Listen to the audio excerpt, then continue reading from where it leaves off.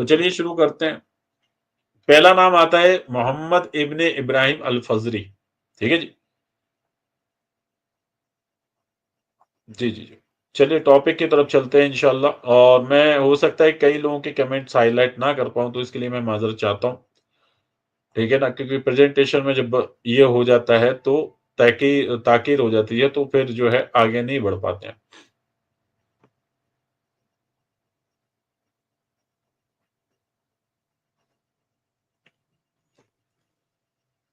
आ रहा है ना स्क्रीन पे? ठीक।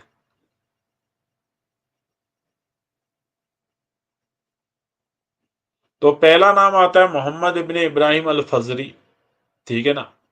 तो जो बताया जाता है कि मोहम्मद इब्ने हबीब इब्ने सुलेमान इब्ने समरा इब्ने जुंदाब अल फजरी वाज एन अरब फिलोसफर, के एक अरब के फिलोसफर थे, मैथमेटिशियन थे और एस्ट्रोनॉमर थे।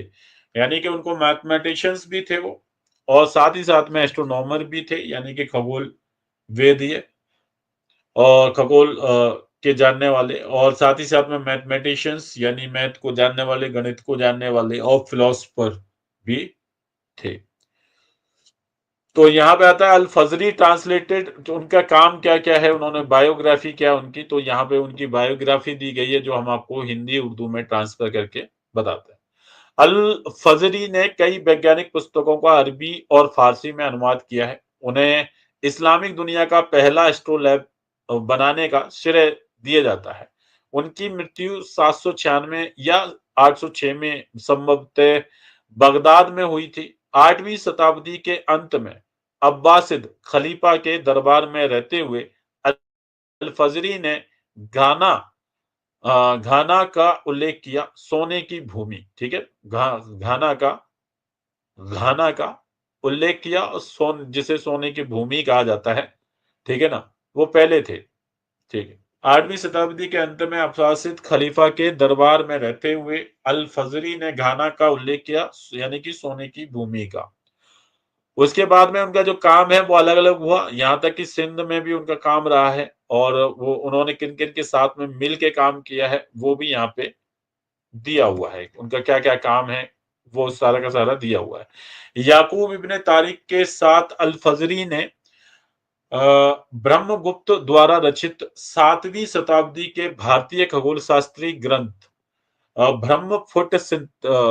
ब्रह्मफुट सिद्धांत का अरबी में जीज अस अस सिंध अजीज अलासिनी अल अरब या सिंधित के रूप में अनुवाद करने में भी मदद की। संभवतः यही अनुवाद वह माध्यम था जिसके माध्यम से भारतीय खगोलविदों की गणितीय विधियां इस्लाम तक पहुंची।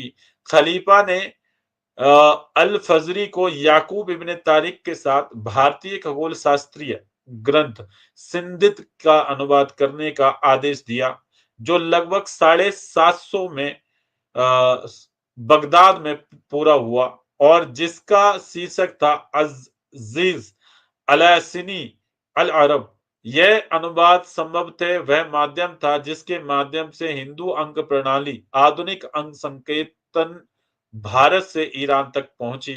अल फजरी ने विभिन्न खगोलीय रचनाएं लिखी, एस्ट्रोलैब पर और आर्मिलरी स्पीयर्स पर का, जो है ना, और कैलेंडर पर।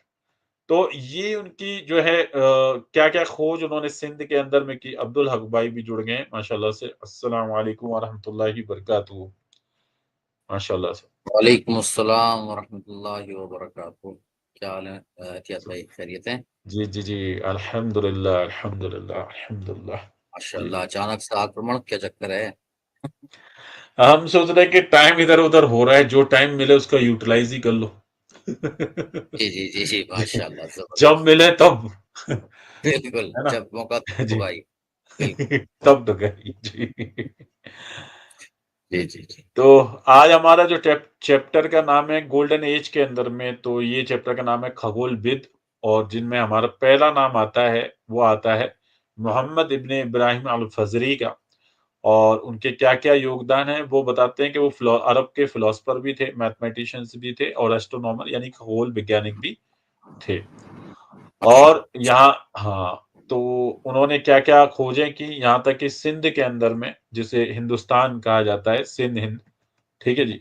मतलब पहले तो पूरा पाकिस्तान, अफ़गानिस्तान यहाँ तक पूरा फैला हुआ था ना, तो उस वक़्त की बात चल रही है ये।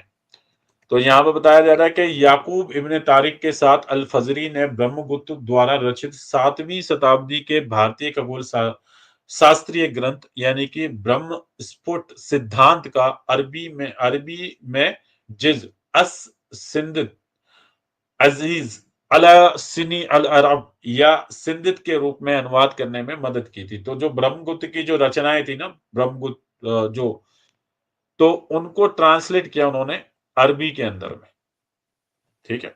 जी, जी। तो इंशाअल्लाह। मैं आपको दिखाता हूँ ब्रह्मगुप्त लिपि।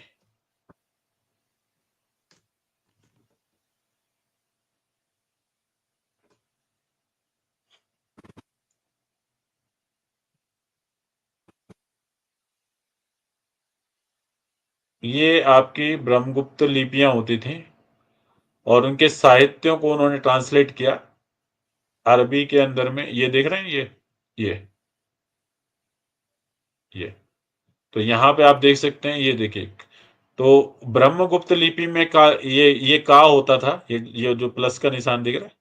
प्लस के जी, जी, जी। नीचे में थोड़ा-सा उल्टा एफ लगा देंगे तो कू हो जाएगा, कू, इस तरीके से ये होती थी आपकी ब्रह्म लिपि, ठीक है? जी, जी, जी, जी। और ब्रह्मगुप्त डालेंगे तो हाँ, तो उन्होंने उसका ट्रांसलेशन किया। ब्रह्मगुप्त की जो लिपीज़ वगैरह थी और उनके जो शास्त्र हुआ करते थे, उनका क्या किया? उन्होंने ट्रांसलेशन किया अरबी के अंदर में। तो याकूब इब्न तारिक जो कि बताते हैं कि ब्रह्मगुप्त द्वारा रचित 7वीं शताब्दी की खगोल शास्त्रीय ग्रंथ। अब ब्रह्मगुप्त खगोल शास्त्र डालते हैं, खगोल शास्त्र।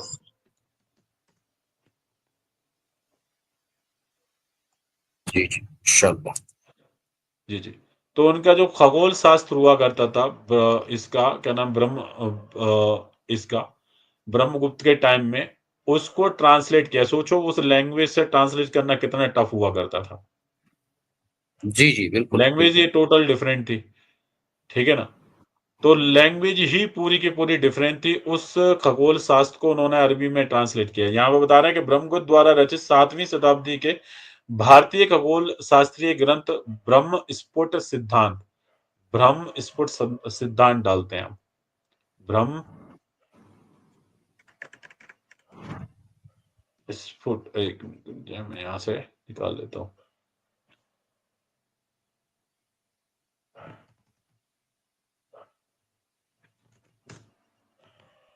जी।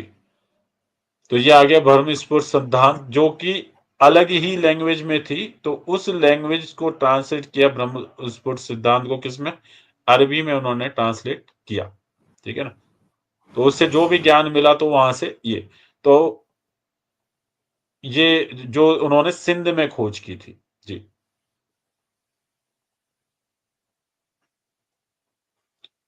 तो यहाँ पे वही बता रहे हैं कि ब्रह्मस्फुट सिद्धांत की उन्होंने खोज की और यहीं पे वो लिखते हैं कि उसका नाम था ब्रह्मस्फुट सिद्धांत का अरबी में जिज अस सिंधित अजीज अला सिनी अल अरब या सिंधित के रूप में अनुवाद करने में मदद की। संभवतः यही अनुवाद वह माध्यम था जिसके माध्यम से भारतीय खगोलविदों की गणितीय विधियां इस्लाम तक पहुंची। तो जो भी जो ब्रह्मगुप्त में के टाइम में जो मैथमेटिक्स चल सॉरी, ये निकल के, ठीक है ना, पहुंची। खलीफा ने अल फदरी को याकूब इब्न तारिक के साथ में भारतीय खगोल शास्त्रीय ग्रंथ सिंधित का अनुवाद करने का आदेश दिया, जो लगभग 750 में बगदाद में पूरा हुआ और जिसका शीर्षक था अज़ीज़ अलासीनी अल अरब। यह अनुवाद संभवतः वह माध्यम था जिसके माध्यम से हिंदू अंक प्रणाली यानी कि सिंधु, उस टाइम में कहते थे सिंधु अंक प्रणाली, आधुनिक अंक संकेतन भारत से ईरान तक पहुंची। और अल फजरी ने विभिन्न खगोलीय रचना लिखी, एस्ट्रोलैब पर, आर्मिलरी स्पीयर्स पर और कैलेंडर पर। ठीक है ना, उन्होंने अलग अलग रचनाएं लिख के उसको संबोधित किया। जी, आगे की तरफ चलते हैं। ये हमारा पहले हो गया, और भी उनके बहुत सारे कार्यकाल हैं। तो पहले सिंध कहा जाता था हिंद को, और उन्होंने विभिन्न कार्य प्रणाली को उन्होंने ये किया। चले, ये हो गए। अब नीचे में आ जाता मोहम्मद इब्ने अल फजरी, जो कि लड़के हैं इनके। किनके लड़के? इब्राहिम अल फजरी के बेटे का नाम थे मोहम्मद अल फजरी। जी, वालेकुम सलाम।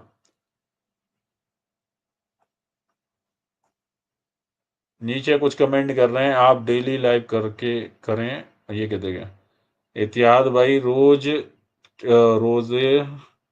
टाइम फिक्स करें। मुझे तो नोटिफिकेशन आ गया, लेकिन दूसरों को नहीं आता, ज्वाइन कर सकते हैं बाद में देखने, कोई प्रॉब्लम नहीं है माशाल्लाह से। असल में ये होता है कि टाइम का अब्दुल हक भाई को मालूम है, टाइम थोड़ा सा ये है ना, ऊपर नीचे होता जी रहता है। बिल्कुल, बिल्कुल बिल्कुल। बहुत सारी चीजें चल रही होती है, मल्टीपल चीजों पे काम चल रहा होता है, तो जिसकी वजह से टाइम नहीं मिल पाता। जब टाइम मिल जाता है तो फिर जो है हम हाजिर हो जाते हैं। अगला नंबर आता है, ये है उनके फर्जंद। किनके फर्जंद हैं ये? इब्राहिम अल फजरी साहब के फर्जंद हैं मोहम्मद अल फजरी। ठीक है जी।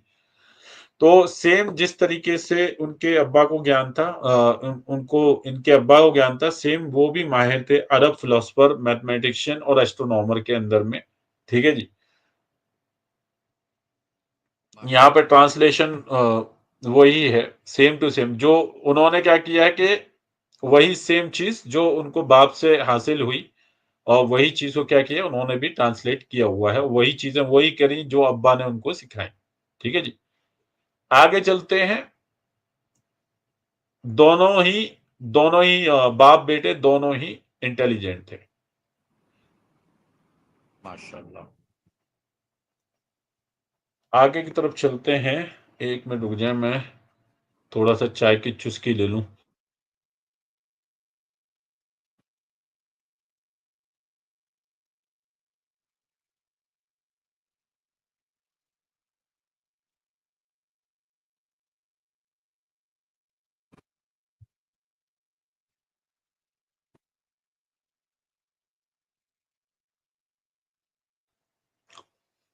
क्वेश्चन बाद में, पहले जो है ना इस टॉपिक को कर देते हैं। क्वेश्चन में लटक जाऊंगा तो फिर ये कभी कंप्लीट नहीं हो पाएगा, है ना।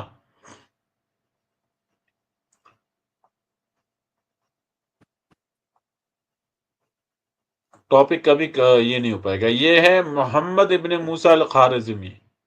आप सभी को मालूम है इनके बारे में। जी। तो इनकी जो है ना स्टैचू भी है मैड्रिड में। और यहाँ पे बताया Islamic golden age, mathematician, astronomy और जियोग्राफिक। तो किस किस चीज में ये माहिर रखते थे, तो यहाँ पे उनका इंट्रोडक्शन दिया गया है मोहम्मद इब्ने मूसा अल ख्वारिज़मी का। यहाँ पे बताते हैं कि मोहम्मद इब्ने मूसा अल ख्वारिज़मी लगभग 780 या लगभग 850, या केवल अल ख्वारिज़मी इस्लामी स्वर्ण युग के दौरान सक्रिय एक गणितज्ञ थे, जिन्होंने गणित, खगोल विज्ञान और भूगोल पर अरबी भाषा में रचनाएं की। लगभग 820 के आसपास उन्होंने अब्बासिद खिलाफत के समकालीन राजधानी बगदाद स्थित हाउस ऑफ विजडम में काम किया, और उस दौर के सबसे प्रमुख विद्वानों में से एक, और इनकी रचनाओं का इस्लामिक जगत और यूरोप दोनों के बाद के लेखकों पर व्यापक प्रभाव पड़ता है। और आगे वो लिखते हैं, और जो है ना, जो बगदाद था ना, वो नॉलेज का गढ़ हुआ करता था, सेंटर बोलते थे उसको, इल्म का सेंटर। जी,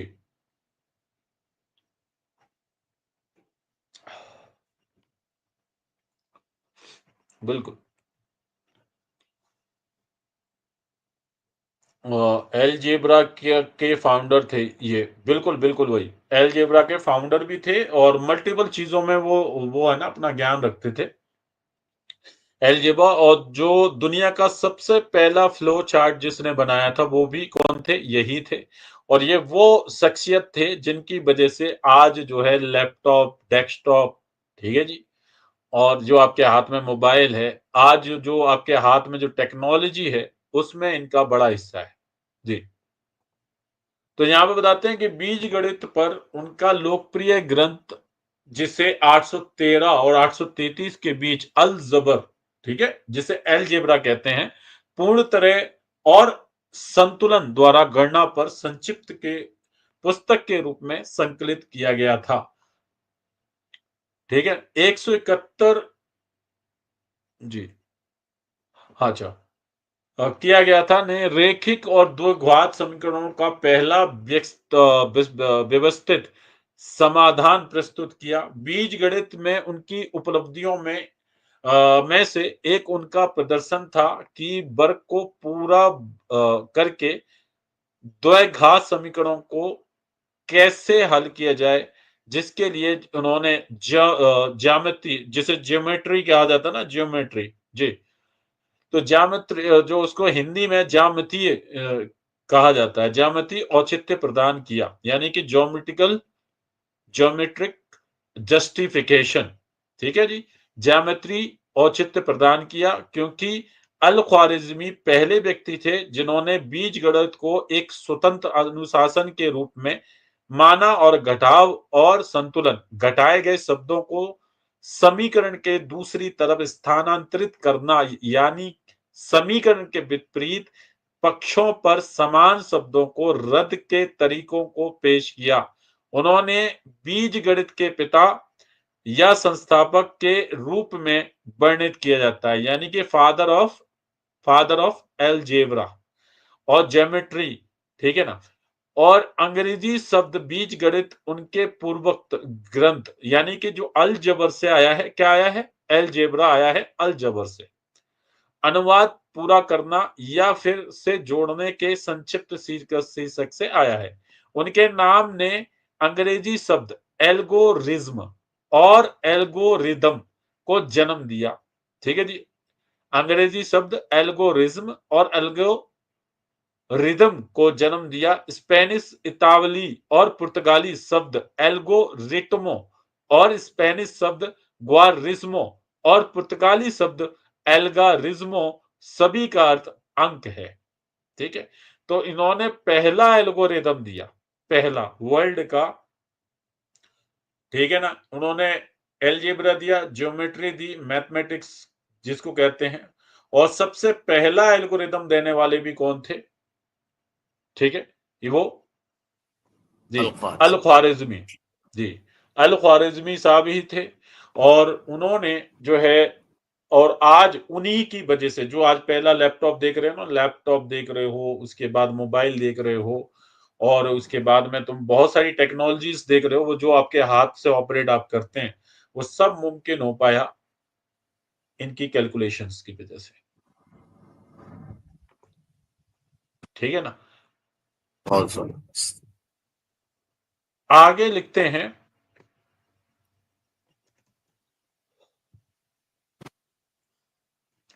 आगे लिखते हैं कि 12वीं शताब्दी में भारतीय अंकगणित पर अल ख्वारिज्मी की पाठ्य पुस्तक एल्गोरिथमो दी न्यूमेरो इंडोरम के लैटिन अनुवाद, जिसने विभिन्न भारतीय अंकों को संहिताबद्ध किया, ने दशमलव आधारित स्थितीय संख्या प्रणाली को पश्चिमी दुनिया में पेश किया।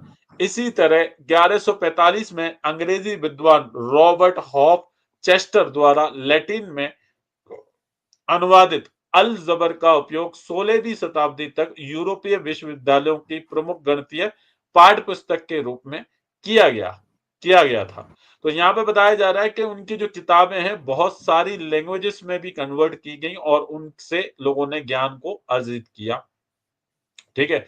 स्पेनिश में ट्रांसलेट हुई, लैटिन में ट्रांसलेट हुई, और भी बहुत सारी जो है ना, पुर्तगी में जो है ट्रांसलेट हुई, स्पेनिश में, इटालियन लैंग्वेजेस में, और लैटिन्स में, बहुत सारी लैंग्वेज में उनकी किताबों को आज भी पढ़ाया जाता है, जो है ना उनको ट्रांसलेट करके। ठीक है जी? तो यहाँ पे कह रहे हैं कि 12वीं शताब्दी में भारतीय अंकगणित पर अल ख्वारिज़मी की पाठ्य पुस्तक एल्गोरिदमो डी न्यूमेरो इंडोरम के लैटिन अनुवाद, जिसने विभिन्न भारतीय अंकों को संहिताबद्ध किया, ने दशमलव आधारित स्थितीय संख्या प्रणाली को पश्चिमी दुनिया में पेश किया। इसी तरह में 1145 में अंग्रेजी विद्वान रॉबर्ट ऑफ चेस्टर द्वारा लैटिन में अनुवादित अल जबर का उपयोग 16वीं शताब्दी तक यूरोपीय विश्वविद्यालयों की पूर्ण गणितीय पाठ्य पुस्तक के रूप में किया गया। तो बता रहे हैं कि एक रॉबर्ट ऑफ चेस्टर ने क्या किया था, उनकी किताबों किसमें क्या ट्रांसलेट किया, लैटिन में ट्रांसफर किया, जिसको यूरोप की किताबों में यूनिवर्सिटीज के अंदर में पढ़ाया गया। जो अलजेब्रा है, अलजबर जी, उस किताब को यूरोप की यूनिवर्सिटियों में पढ़ाया गया उस वक्त में, सोचो है जी। आगे में आते हैं, आगे क्या लिखते हैं, कैल ख्वारिज़मी ने भूगोल को संशोधित किया, जो टॉलेमी द्वारा दूसरी शताब्दी का ग्रीक भाषा का ग्रंथ था, जिसमें शहरों और इलाकों के रेखांश और अक्षांशों को सूचीबद्ध किया गया था। उन्होंने आगे खगोलीय तालिकाओं का एक सेट तैयार किया और कैलेंड्रिक कार्यों के साथ एस्ट्रोलैब और सनडायल के बारे में भी लिखा। अल ख्वारिज़मी ने त्रिकोणमितीय, यानी कि जिसे ठीक है ना, जिसे ट्रिग्नोमेट्री कहते हैं, जो आप सब पढ़ते ही हैं, पढ़ते हैं कि नहीं पढ़ते हैं कॉलेजेस के अंदर में, जो इंजीनियर्स वगैरह हैं सब, जो भी, तो इसको अपने स्कूल में भी हमारे पढ़ाई जाती है। तो जिसको कहते हैं ट्रिग्नोमेट्री, जिसे हिंदी में कहा जाता है त्रिकोणमिति में महत्वपूर्ण योगदान दिया, सटीक साइन और कोसाइन तालिकाओं का निर्माण किया। तो बहुत ही जो है, जो अल ख्वारिज़मी है, तो बताया जाता है मोहम्मद इब्न मूसा अल ख्वारिज़मी इनका असली नाम है, और इन्होंने जो है तकरीबन जो है बहुत सारी चीज़ों में जो उन्होंने दिया था, ये मैथमेटिक्स के तो ज्ञान करता थे ही, जियोग्राफी के भी थे, और एस्ट्रोनॉमी भी, यानी खगोल विज्ञान में भी इनकी बड़े-बड़े योगदान रहे हैं। इनकी किताब को स्पेनिश में, लैटिन में और कई सारी भाषाओं के अंदर में जो है ट्रांसलेट करके पढ़ाया जाता था यूनिवर्सिटी के अंदर में, यूरोप की यूनिवर्सिटीज़ के अंदर में पढ़ाया जाता था। और जो आपके जो भारतीय जो जो अंक होते थे ना, भारतीय अंक में जिस तरीके के भारतीय अंक होते थे, तो ये कहते हैं ना कि जीरो जो है इंडिया ने दिया, जीरो इंडिया ने नहीं दिया, जीरो को लोग जानते थे लेकिन अलग अलग रूप से, जिसको हम कहते हैं कि एक स्ट्रक्चर दिया, जिसको बोलते हैं ना एरिथमेटिक स्ट्रक्चर उन्होंने दिया, कि जीरो को इंडिया ने डॉट से लिखा, तो उस नुक्ते को जो है कई जगह पे उसको एक्सेप्ट किया गया, और उसी को जो है मैं आपको दिखाता हूं कि जीरो,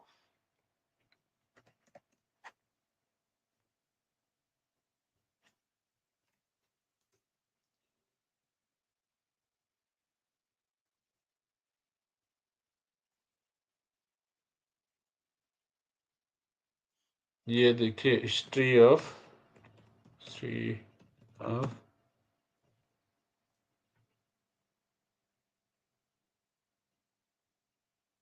तो कौन सा जीरो जो है इंडिया ने दिया, वो आपके सामने में रख रहे हैं हम, ठीक है जी।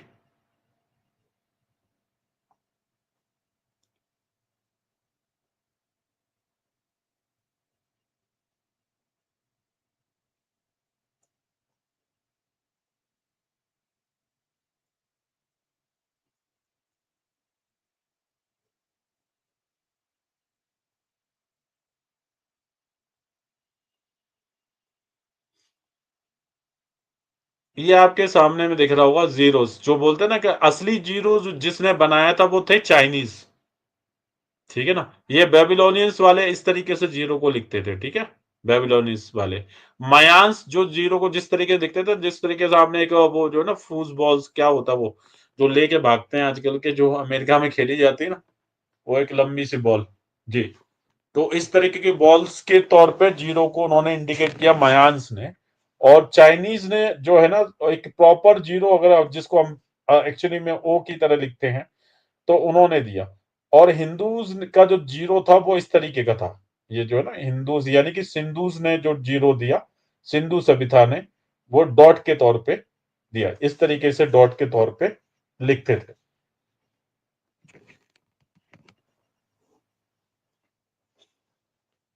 ठीक है जी। तो इस तरीके से डॉट को जो है ना डॉट के तौर पे लिखते थे। तो ये थोड़ी सी जीरो की हिस्ट्री है। और इसके अलावा भी देखें, जो है ना मेसोपोटामिया के अंदर में वो जीरो किस तरीके से लिखते थे, वो आपके सामने में मैं रख रहा हूँ। ये आपको दिखाते हैं किस तरीके से वो लिखते थे। एक ये इमेज खुल जाए बस। एक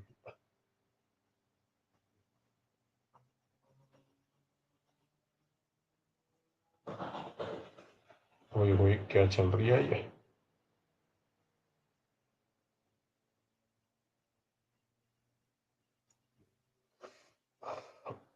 ये इमेज दिख रही होगी आपको। तो ये मेटोपोटेस जो थे, तो वो इस तरीके से, जो खाली जगह देख रहे हैं ना आप, ये डॉट, ये जो ये गड्ढे, तो वो जब जीरो को लिखते थे तो वो गड्ढे कर देते थे उस जगह पे, जीरो को जगह पे इस तरीके से गड्ढे। ये लिपीज हैं। और जिस लैंग्वेज, किस तरीके से वो अपने लैंग्वेज को यूज करते थे। ठीक है ना, मेसोपोटामिया वाले, जो कि सभ्यता के बारे में ये टैबलेट्स है। और इस तरीके से वो अपने मैसेज को लिखते थे इस टैबलेट्स के जरिए से। ये जो देख रहे हैं ना आप टैबलेट्स, और इसमें जो जीरो होता था, अगर कोई संख्या लिखते थे तो इस तरीके से वो जीरो को लिखते थे। ये जो गड्ढा दिख रहा है। ठीक है जी। तो जो दशवलव आई है ना, दशवलव जिसे जीरो कहा जाता है, वो सिंध से मिला। ठीक है ना। इसको सिंध ने दिया। जो अभी हमने आपको दिखाया था, कितने गया जी, हाँ ये आ गया।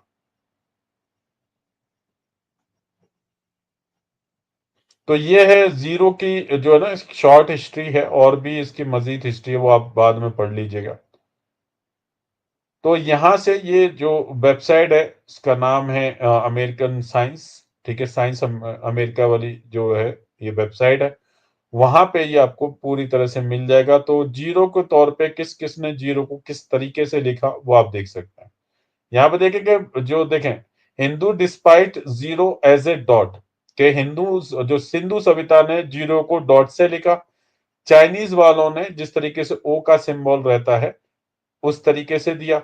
और मायांस ने जो है यहाँ पे, जैसे कि denote zero, I like character, मतलब आई की तरह, जो आंख की तरह जो दिख रहा है उसकी, तो उसको जीरो दिया। और जो बेबीलोनियंस थे, zero with to angle wages, इस तरीके से बेबीलोन्स वाले जीरो को लिखते थे।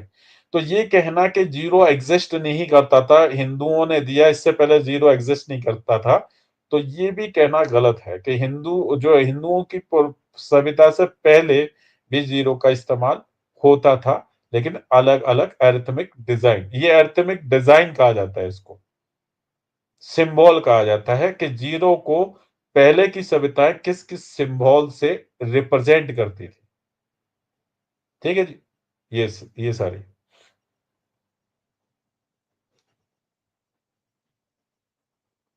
तो ये काफी हेल्प करती थी। और हमारे जो जो स्कॉलर्स हुआ करते थे, वो कभी भी है ना शर्म महसूस नहीं करते थे इल्म हासिल करने से। भले कहीं पे भी, कहीं इल्म कहीं से भी मिल जाए, वो हर दुनिया के कोने कोने पे चले जाते थे इल्म हासिल करने के लिए।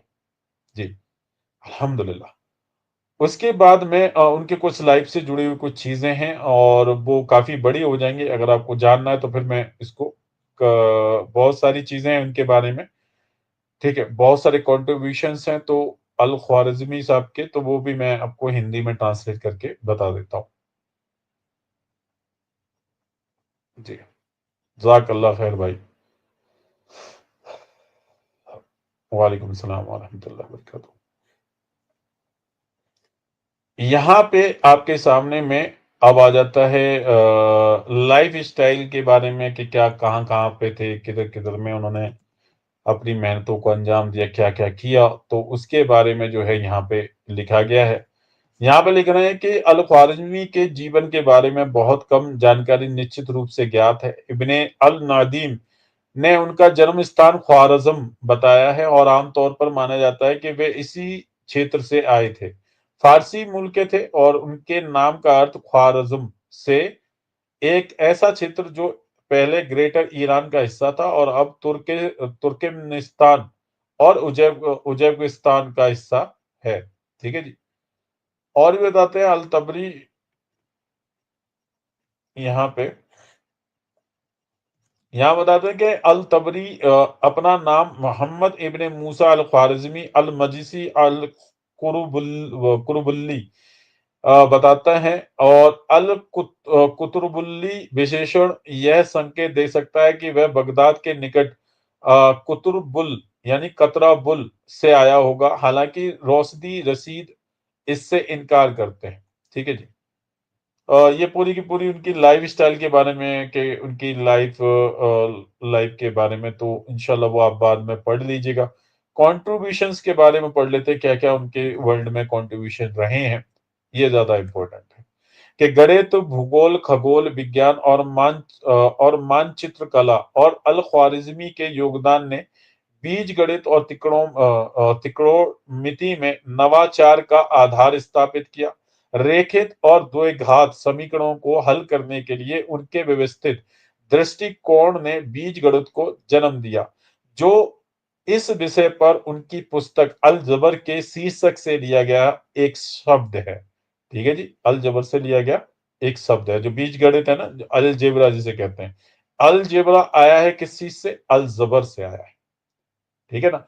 तो उन्होंने बहुत सारी चीज़ों में उन्होंने ये कह दिया, गणित विज्ञान में और भूगोल और खगोल विज्ञान और मानचित्र कला, ऐसे कई सारे बड़े-बड़े उन्होंने क जो है ना, बड़े-बड़े कारनामों को जो है साइंस की दुनिया में, ठीक है ना, मैथमेटिक्स की इस दुनिया में, एस्ट्रोनॉमी की दुनिया में, जियोग्राफी की इस दुनिया में, उन्होंने एक बहुत बड़ा योगदान विश्व में रखा और आज भी उनकी किताबों को लैटिन में, हिंदी में, इंग्लिश में और कई डिफरेंट डिफरेंट लैंग्वेजेस के अंदर में वर्ल्ड वाइड जो है यूनिवर्सिटीज में पढ़ाई जाती है, चाहे भले वो ऑक्सफोर्ड हो, हार्वर्ड हो, चाहे भले वो आम यूनिवर्सिटीज हो, एमआईटी हो या बड़ी-बड़ी यूनिवर्सिटीज़ में आज भी इनकी किताबों को, शोध को पढ़ा जाता है, अलग-अलग लैंग्वेज में, अलग-अलग भाषाओं में।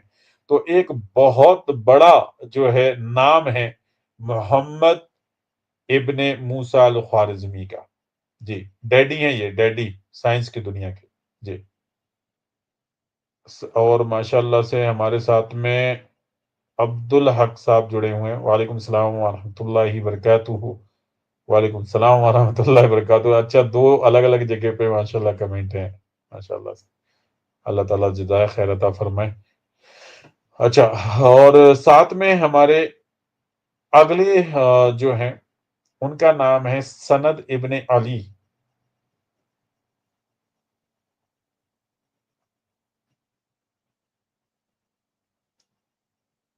जी, उनके क्या-क्या कारनामे हैं वो आगे की तरफ आ रहे हैं आपके सामने में।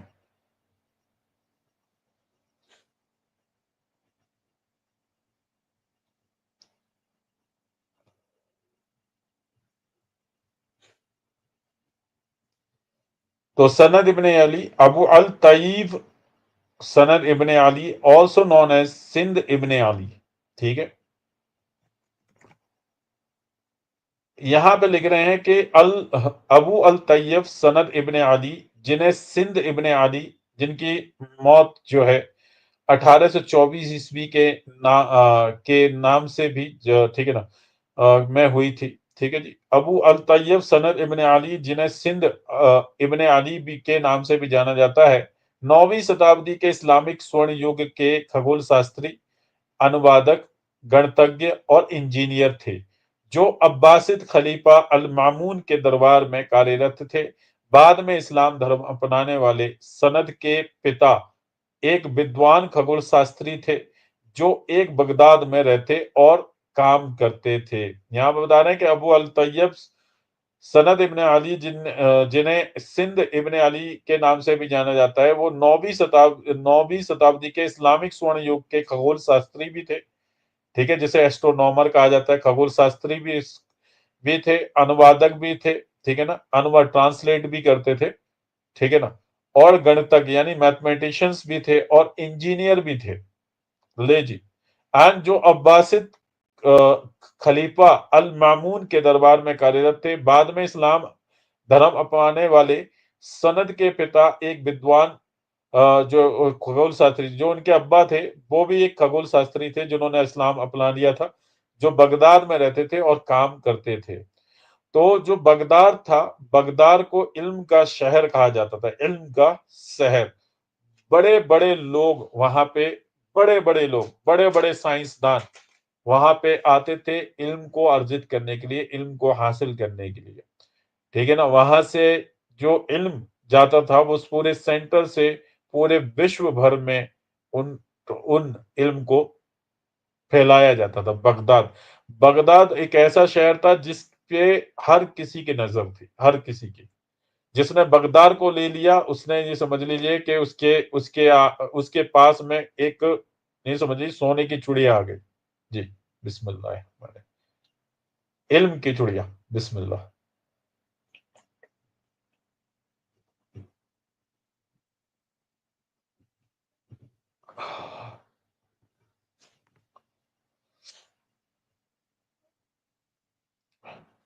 तो ये बायोग्राफी है इनकी। बायोग्राफी में वो क्या क्या लिख रहे हैं कि सनद इब्ने अली या तो एक इराकी यहूदी थे या अरब सिंध की राजधानी मंसूरा के एक सिंधी।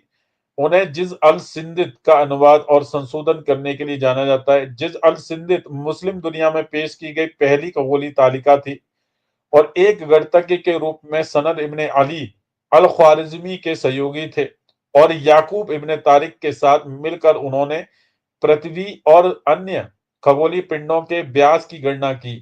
उन्होंने किताब अल गबर और अल मुकाबला पर एक टिप्पणी भी लिखी और अल ख्वारिज़मी के कार्यों को सिद्ध करने में मदद की। अरबी अंकों में दशमलव बिंदु संकेतन सनद इब्ने अली द्वारा पेश किया गया था। ठीक है जी, आगे लिखते हैं कि इब्ने अबी उसैबिया के अनुसार बानू मूसा बंधुओं ने विशुद्ध व्यावसायिक ईर्ष्या के कारण उन्हें अब्बासिद खलीफा अल मुतालिक से उनकी नई राजधानी समारा में दूर रखा और सनद इब्ने अली को बगदाद भेज दिया। जाफर मोहम्मद इब्ने मूसा इब्ने शाकिर और अहमद इब्ने मूसा इब्ने शाकिर दोनों ने एक बड़ी नहर खोदने का काम अल फरगानी को सौंप दिया और इस तरह बेहतर इंजीनियर सनद इब्ने अली की उपेक्षा की। अल फरगानी ने एक बड़ी गलती की कि नहर की शुरुआत को बाकी हिस्सों से गहरा बना दिया और अल जाफिया की एक नई छावनी तक पानी कभी नहीं पहुंच पाया। इस खबर में अल मुतवल्लिक बहुत क्रोधित हुए और उन दोनों बनु मूसा भाइयों को गंभीर सजा से केवल सनद इब्ने अली की दयालु इच्छा के कारण बचाया गया, जिन्होंने अल फरगनी की गणना में सुधार करने की गारंटी दी और जिससे उनकी अपनी भलाई और संभवतः उनकी जान को खतरा हो गया था। ठीक है जी। तो इसमें ये बायोग्राफी है और बायोग्राफी से पहले और ये बताते हैं कि ये एक रिवर्टेड मुस्लिम थे और जिन्होंने मैथमेटिक्स की दुनिया में और जो है ना बहुत से एस्ट्रोनॉमर भी थे, यानी खगोल वैज्ञानिक भी थे, ट्रांसलेटर भी थे, मैथमेटिशियन भी थे और साथ ही साथ इंजीनियर भी थे। तो कई सारे कार्य उन्होंने किए। वालेकुम सलाम व रहमतुल्लाहि व बरकातुहू।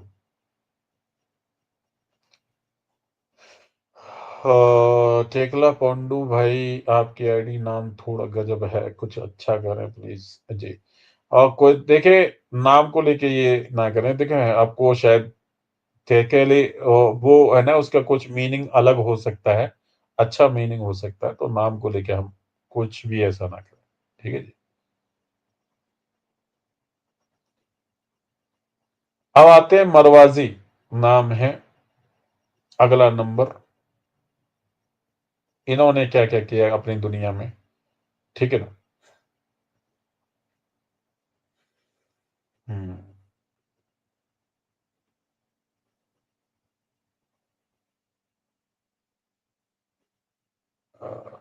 टोटल कितने हो गए होंगे अभी तक? अबू वही 1 2 3 4 5, आज 10 लोगों के बारे में डिस्कस करेंगे सिर्फ। फिर तो 10 लोगों के बाद में बहुत लंबी लिस्ट है अभी, और जो कि फिर कभी खत्म नहीं होगी। जी जी, अभी तक कितने हुए? लगभग 6 हुए, कितने हुए? 5 हुए, 6 आ, हुए? पा, 5 हो गए, 1 2 3 4 5। मतलब 4 ही समझो, क्योंकि जो इब्राहिम अल फजरी और मोहम्मद अल फजरी जो बाप हाँ, बेटे वो तो हैं, दोनों आप वो बेटे हैं, तो ठीक है। सेम ही थे। लेकिन वो भी, जी। वो काउंट तो हम्म। अलग ही होंगे ना? हाँ, काउंट अलग है, दोनों की रिसर्च सेम है, बस इतना है। जी। जी जी। और मरफाजी जो अभी नया आ रहे हैं वो 5 में है, हमारे 5वां नंबर उनका है। जी जी। सॉरी, एक मिनट।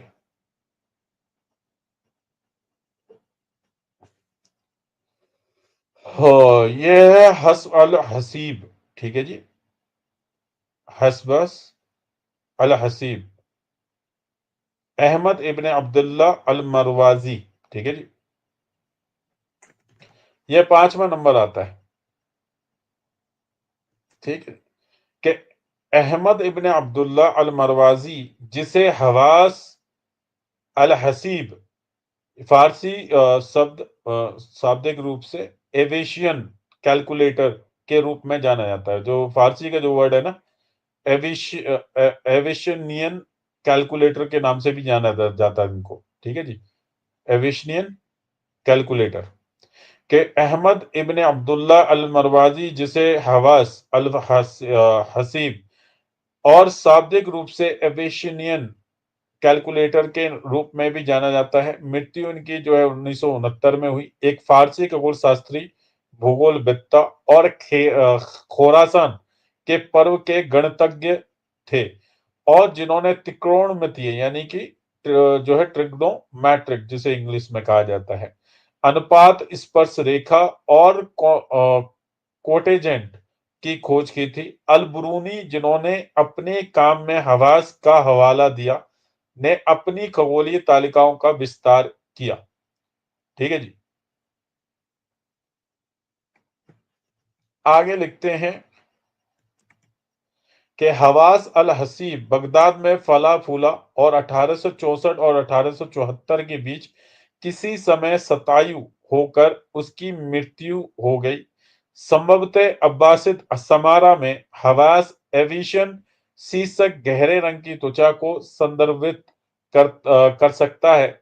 उसने 2 अब्बासिद खलीफाओं अल मामून और अल मुतासिम के अधीन काम किया। आगे लिखते हैं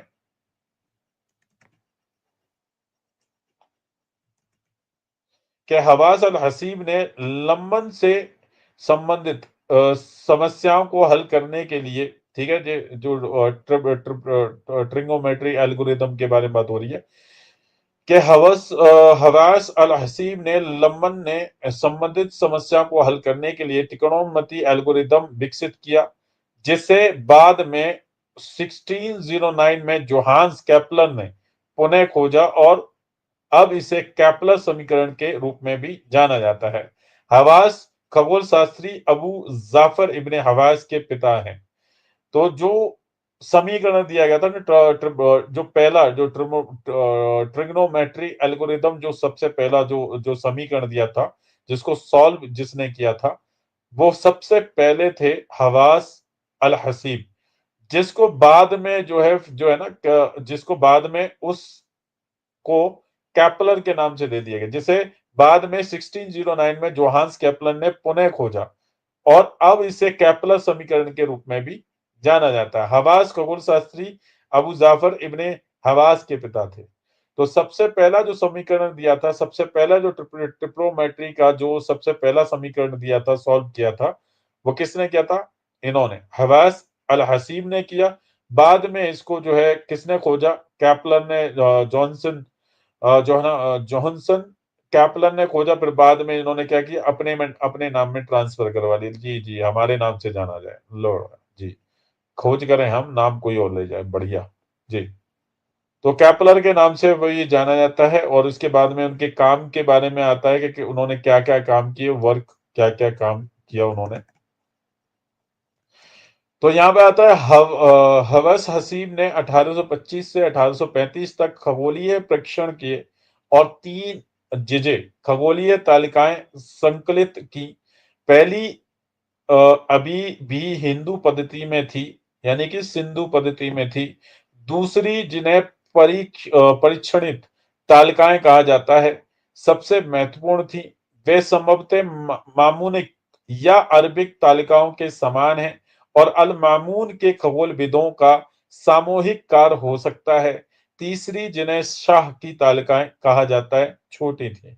तो यहाँ पे लिखा हुआ है कि क्या जी, तो 3 जिज उन्होंने लिखे astronomical. The first were the still in the Sindhu manner, ठीक है, और the second call is the tested tables, but the most they are likely identical with the Mnemonic और Arabic tables। तो यहाँ पे बताया जा रहा है कि हवस हसीब ने 1825 से 35 तक खगोलीय परीक्षण किए, और 3 जिजे यानी कि 3 खगोलीय तालिकाएं, 3 टैबलेट्स उन्होंने बनाई, खगोलीय संकलित की।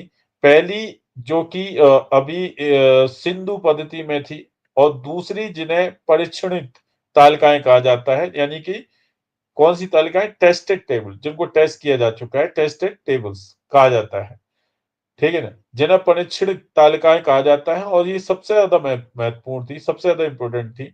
वे संभवतः मामनिक या अरबिक तालिकाओं के समान है, यानी कि जो मामनिक टेबल्स थी, और जो की टैबलेट्स थी, और जो अरब की टैबलेट्स थी, उनके समान है। और अल मामून के खगोल विदों का सामूहिक कार्य हो सकता है। और तीसरा, जिन्हें शाह की तालिकाएं, यानी तीसरी जो टैबलेट्स थी वो थी खगोल में, जिसे शाह की टैबलेट्स कहा जाता है, शाह की तालिकाएं कहा जाता है, जो कि छोटी होती थी जी।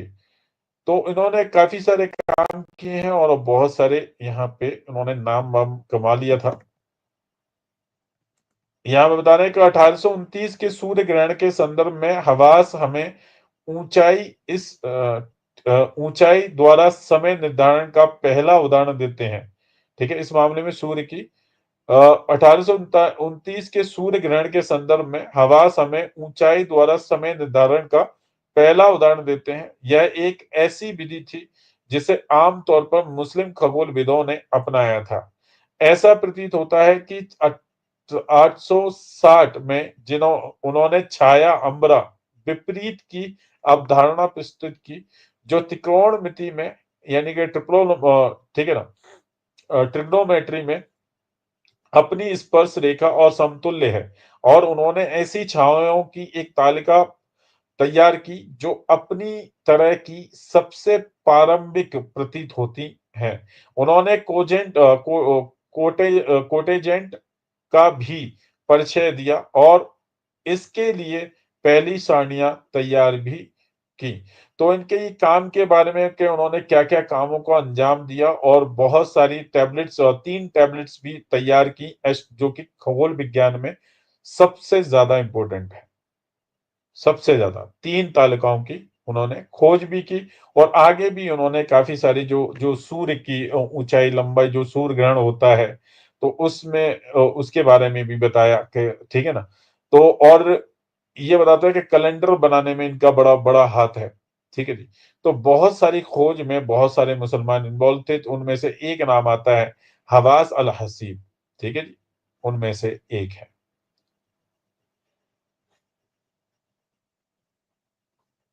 तो उनके मल्टीपल, उनका जो है ज्ञान था, जिसमें एस्ट्रोनॉमर भी थे, जियोग्राफर भी थे, मैथमेटिशियन भी थे, ठीक है ना। और उन्होंने ट्रिग्नोमेट्री पे भी उनका बहुत जबरदस्त उनका काम रहा है। तो बहुत सारी चीजों में बहुत सारा ज्ञान उनका रहा है।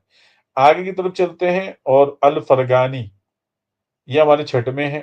तो आज 10 10 के बारे में हम जानेंगे, और 10 और आगे फिर हम इंशाल्लाह जो है आपके 10 साइंटिस्ट और रखेंगे पार्ट 2 में, फिर पार्ट 3 में, ऐसे 10-10 करके इंशाल्लाह शॉर्ट शॉर्ट आपके सामने में रखते जाएंगे। जी, आपके सामने में अगला नाम आता है अल फरगानी का। ठीक है जी।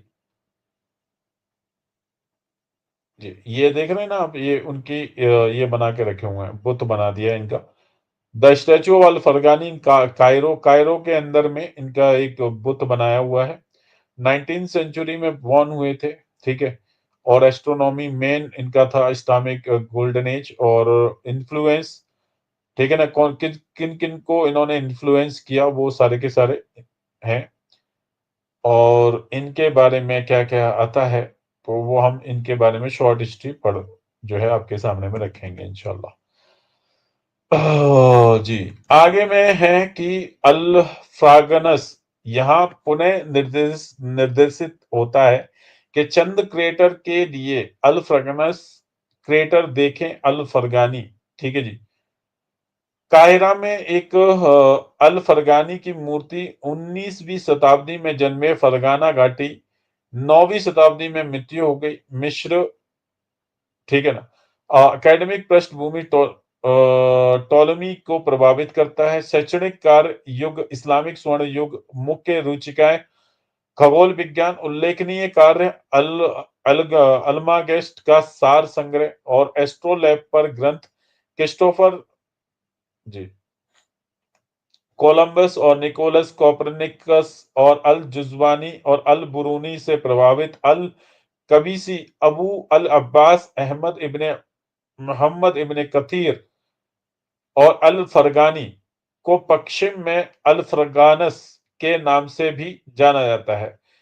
और 800 और 870 बगदाद में अब्बासिद दरबार में एक खगोल शास्त्री थे और 9वीं में शताब्दी में सबसे प्रसिद्ध खगोल विदों में से एक थे। अल फरगानी ने खगोल विज्ञान और खगोलीय उपकरणों पर कई रचनाएं लिखी जो अरबी और लैटिन में व्यापक रूप से वितरित की गई और कई वैज्ञानिकों के लिए प्रभावशाली भी थी। तो इनसे काफी लोग प्रभावित भी थे और इनसे काफी सारे इंस्पायर भी थे।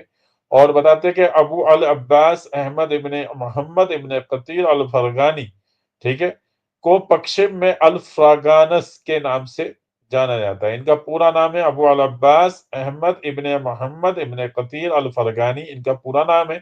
और जिसे वेस्ट के अंदर में अल फ्रागानस के नाम से जाना जाता है। और काफी लोग इनसे इन्फ्लुएंस थे और खगोल में एक बड़ा नाम रखते थे, खगोल विज्ञान में एक बड़ा नाम रखते थे। ठीक है ना। उनकी लाइफ स्टाइल के बारे में जो आप बाद में पढ़ लीजिएगा, उनका काम क्या क्या रहा है, ये पूरा काम के बारे में, उनके काम के बारे में बहुत बड़ा उनका रिसर्च, ये देखिए कितना बड़ा है। ये सोचिए कि क्या क्या काम उन्होंने अंजाम दिए वर्ल्ड के में, क्या क्या खिदमतें उनकी हैं।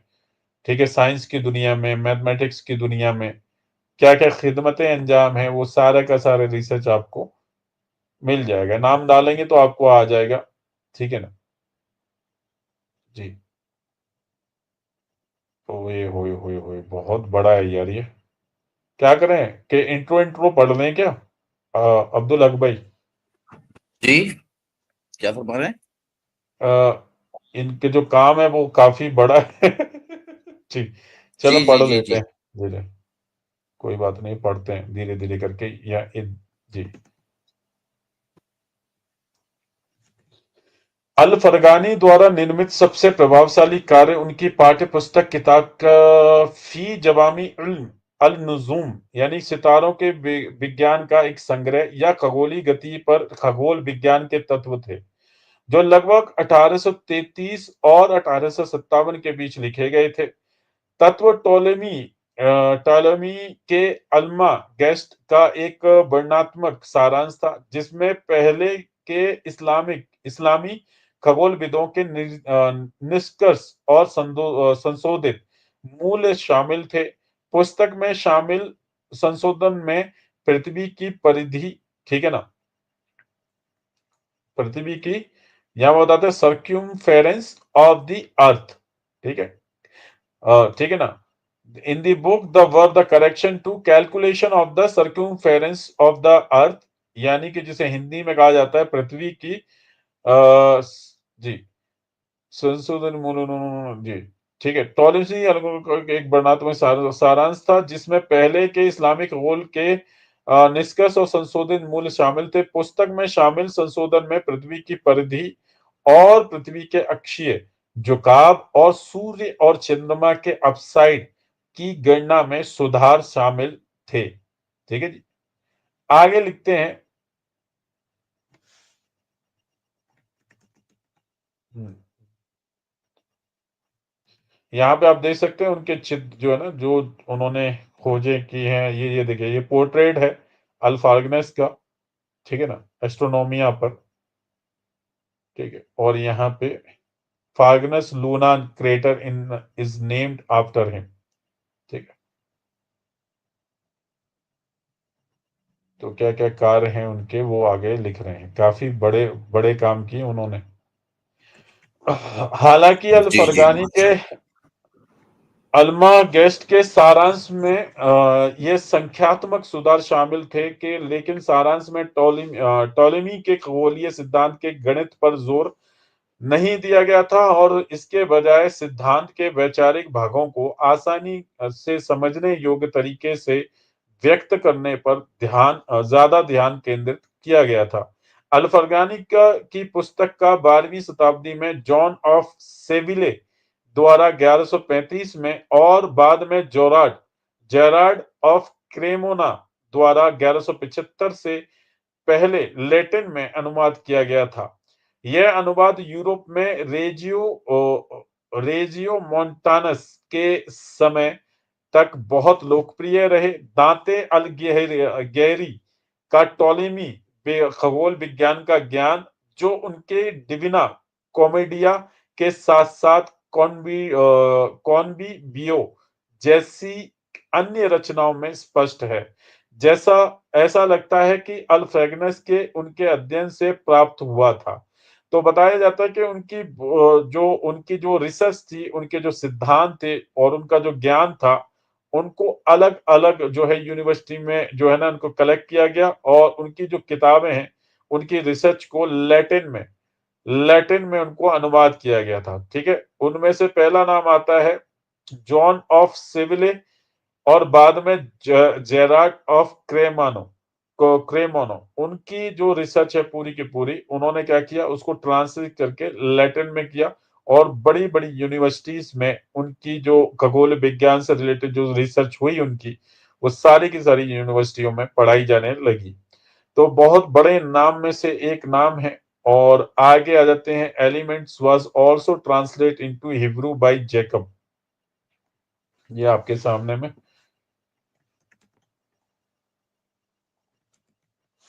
कैलीमेंट्स का हिब्रू में अनुवाद जैकब अनातोली ने 1231 से 1235 के बीच किया था। एलिमेंटस के इस अनुवाद में टॉलेमी के 48 नक्षत्रों पर चर्चा करने वाला एक अतिरिक्त खंड शामिल है, जो संभवतः अल फरगानी द्वारा भी लिखा गया था, लेकिन पुस्तक के अन्य अनुवादों में नहीं मिलता। मुख्य रूप से अनातोली के हिब्रू अनुवाद से, लेकिन जॉन ऑफ सेविली के पिछले लैटिन अनुवाद से भी। जैकब क्रिस्टमैन ने 1590 में एलिमेंट्स का एक और लैटिन अनुवाद किया, जो कि 17वीं शताब्दी में डच प्राच्यविद जैकब गोलियंस ने निकट पूर्व में प्राप्त कर एक पांडुलिपि के आधार पर अरबी पाठ प्रकाशित किया। तो बताया जा रहा है कि डिफरेंट डिफरेंट लैंग्वेजेस में उनकी किताबों को ट्रांसलेट किया गया, पुस्तकों को लैटिन से हिब्रू में भी जो है, जो एलिमेंट्स है उसका हिब्रू में जो है उसका ट्रांसलेट किया गया। एलिमेंट्स के बारे में जो किताब जो है उन्होंने लिखी, तो उनको हिब्रू में, और फिर उसके बाद में जो नक्षत्रों के बारे में जो उनकी रिसर्च थी, उनको हिब्रू में, लैटिन में और अरबी भाषाओं के अंदर में उनको ट्रांसलेट करके दुनिया के सामने में रखा गया। जी, उसके बाद में, ओए भाई साहब ये तो बहुत बड़ा है। चले आगे ट्रांसलेट करते हैं। उनका भी बहुत सारा काम था। इब्ने मूसा उनका तो बहुत बड़ा रिसर्च है, उनका भी बहुत बड़ा रिसर्च है, बहुत बड़ा योगदान है दुनिया के कामों में। यहाँ बताते हैं कि अल-फरगानी ने खगोलीय उपकरणों के बारे में भी कई दस्तावेज लिखे। उनका सबसे प्रसिद्ध ग्रंथ एस्ट्रोलैब पर है, जो इस उपकरण के सैद्धांतिक निर्माण और उपयोग का विवरण देने वाला सबसे पुराना उपलब्ध दस्तावेज है। हालांकि ऐतिहासिक स्रोत संकेत देते हैं कि एस्ट्रोलैब के सिद्धांत से संबंधित संभवतः अन्य दस्तावेज भी मौजूद थे, जिनमें अल ख्वारिज़मी द्वारा निम्न जिनमें अल ख्वारिज़मी द्वारा लिखित एक दस्तावेज भी शामिल है, जो उस समय के आसपास प्रचलित थे। जब अल फरगानी ने अपना ग्रंथ लिखा था, तो अल फरगानी ने अपने ग्रंथ में लिखा है कि उन्हें ऐसे किसी भी दस्तावेज की जानकारी नहीं थी, जिससे पता चलता है कि उनका ग्रंथ पूरी तरह से मौलिक रचना थी। तो बताते हैं कि ये इनकी जो रिसर्च थी, वो पहले जो रिसर्चदान थे वो बताते हैं कि इनमें कोई भी शामिल था, इनकी खुद की अपनी जो है रिसर्च थी, और जिसको लैटिन में, हिब्रू में और अरबी में ट्रांसलेट करके यूनिवर्सिटी में पढ़ाया गया। ठीक है ना? तो इनके काम की प्रशंसा की जा रही है, जो वो जिसके अंदर में वो माहिर थे। तो कई सारी चीजों पे उन्होंने की, नक्षत्रों पे 48 तरह के जो है ना नक्षत्रों पे उन्होंने रिसर्च की। इसके अलावा एलिमेंट्स की खोज की, और इसके अलावा जो है काफी सारी उसके जो है खोजें उन्होंने की, और एस्ट्रोनॉमी के जो इंस्ट्रूमेंट हैं उनकी उन्होंने जो है खोजें की। तो यहाँ पे वो अपनी किताब में लिख रहे हैं कि मैंने जो है ना ये सारी जो चीजें ना वो उनकी खुद की ओरिजिनल थी, वो किसी से या तो पढ़ के या जान के नहीं की, उन्होंने खुद से ये की। जी। आगे का बारे में बताते हैं कि वो लिखते हैं कि एस्ट्रोलैब पर फरगानी का ग्रंथ एस्ट्रोलैब के निर्माण के लिए गणितीय आधार प्रदान करता है, साथ ही हजारों डेटा बिंदुओं वाली तालिकाओं के साथ एस्ट्रोलैब के निर्माण को सक्षम करता है, जो देशांतर की अलग-अलग रेखाओं पर कार्य करते हैं। हालांकि इस कार्य में एस्ट्रोलैब के निर्माण के लिए एक सैद्धांतिक आधार प्रस्तुत किया गया है, लेकिन ग्रंथ में भौतिक निर्माण के लिए विशिष्ट तरीकों का अभाव था, क्योंकि ग्रंथ का उद्देश्य एस्ट्रोलैब के निर्माण के लिए निर्देश देना नहीं था, बल्कि एस्ट्रोलैब की कार्य क्षमता के लिए गणितीय औचित्य प्रदान करना था। इब्ने अल नादीम द्वारा किताब अल फेहरिस्त के काम से पता चलता है कि अल फरगानी सूर्य घड़ी के उपयोग और कार्य के बारे में एक किताब लिखने के लिए भी जिम्मेदार थे। उन्होंने सूर्य घड़ी बना दी थी। तो उसके ऊपर में भी जो है ना किताब उन्होंने लिखी थी, तो और यहाँ पे भी लिख रहे हैं कि अल नादिम द्वारा किताब इब्ने अल नादिम द्वारा किताब अल फहरिस्त के काम से पता चलता है कि अल फरगानी सूर्य घड़ी के उपयोग, वो सूर्य से चलने वाली घड़ी, वॉच जिसे कहते हैं, का उपयोग कार्य के बारे में एक किताब लिखने के लिए भी जिम्मेदार थे, कि सूर्य से चलने वाली घड़ी की भी खोज उन्होंने की। जी। जी। तो उसके बारे में भी किताब लिखी गई, माशाल्लाह। ओहो हो! जी, जज़ाकल्लाह, माशाल्लाह बहनें जुड़ गई हैं, अल्लाहु अकबर, माशाल्लाह। वालेकुम सलाम व रहमतुल्लाहि व बरकातुहू, सिद्दीक़ा बाजी जुड़ी हुई हैं, माशाल्लाह प्रिंसेस बहन है हमारी, वो भी जुड़ गए हैं, प्रिंस सलमान साहब भी जुड़ गए हैं, माशाल्लाह। जी, ये थोड़ा-सा टफ टॉपिक है मेरे लिए भी, तो जो-जो ट्रांसलेट कर दे रहा हूँ, बाद में सुन लीजिएगा। ठीक है ना? जी, आगे चलते हैं। यहाँ पे आगे है कि 15वीं शताब्दी में क्रिस्टोफर कोलंबस ने अमेरिका की अपनी यात्राओं के पृथ्वी की परिधि के अल फरगानी के अनुमान को आधार बनाया। तो बताते हैं कि 15th century Christopher Columbus use al Farghani estimate for the earth circumference as a basis for his voyage to America. तो इसका मतलब है कि 15वीं शताब्दी में क्रिस्टोफर कोलंबस ने अमेरिका की अपनी यात्राओं के लिए पृथ्वी की परिधि के अल फरगानी के अनुमान को आधार बनाया। हालांकि कोलंबस ने अल फरगानी के 7,091 फुट के अरबी मील को 4,856 फुट के रोमन मील समझ लिया, ठीक है ना? कि 7,091 फुट के अरबी मील को उसने 4,856 फुट के रोमन मील समझ लिया।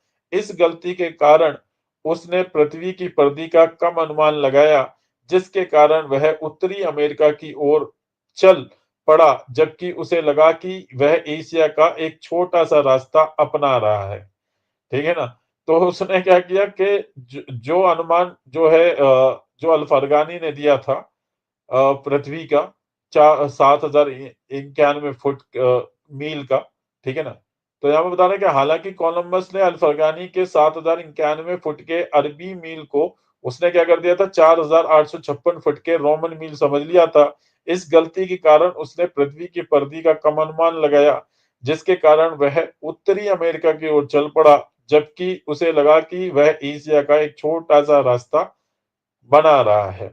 तो ये बता रहा है कि जब उनको कम उसने अपना होशियारी लगाई तो फिर जो है ना वो कोलंबस अपनी होशियारी लगा रहा था जिसका गलती का खामियाज़ा फिर उसको भुगतना पड़ा। ठीक है ना? तो ये सारी चीज़ें उसके बारे में वर्णन की गई हैं। और जबकि वो उन्हीं को लेके चल रहा था लेकिन उसने गलत आंकलन कर लिया था। उसने अल-फरगानी का आंकलन छोड़ के अपना आंकलन फिट करना शुरू कर दिया। उसने समझा जो अल-फरगानी ने दिया था 7,091 का फुट का जो अरबिक मील है और उसने क्या किया उसको घटा के 4,856 फुट का रोमन मील समझ के उसने जो है पृथ्वी की परिकल्पना करना शुरू कर दी और जिसकी वजह से क्या हुआ कि जिसकी वजह से जो है वो यहाँ पे बता रहे हैं कि जबकि उसे लगा कि वह एशिया का एक छोटा-सा रास्ता है, उसने सबसे बड़ी गलती यही की। जी, कि हाँ, इस गलती के कारण उसने पृथ्वी की परिधि का कम अनुमान लगाया, जिसके कारण वह उत्तरी अमेरिका की ओर चल पड़ा, जबकि उसे लगा कि वह एशिया का एक छोटा-सा रास्ता अपना रहा है। जी, और ये अल-फरगानी साहब हो गए, उसके बाद में आते हैं अल-महनी। जी, 1, 2, 3, 4, 5, 6, 7 3 और उसके बाद में जो है आज का पहला एपिसोड हम खत्म कर देंगे।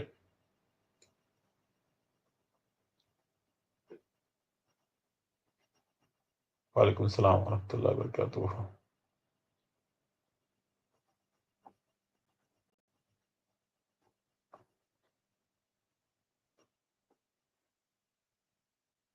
अल-महानी इनको कहा जाता है अबू अब्दुल्ला मोहम्मद इब्न ईसा महानी। ठीक है जी? देख रहे हैं? जी। क्या लिखा हुआ है इनके बारे में?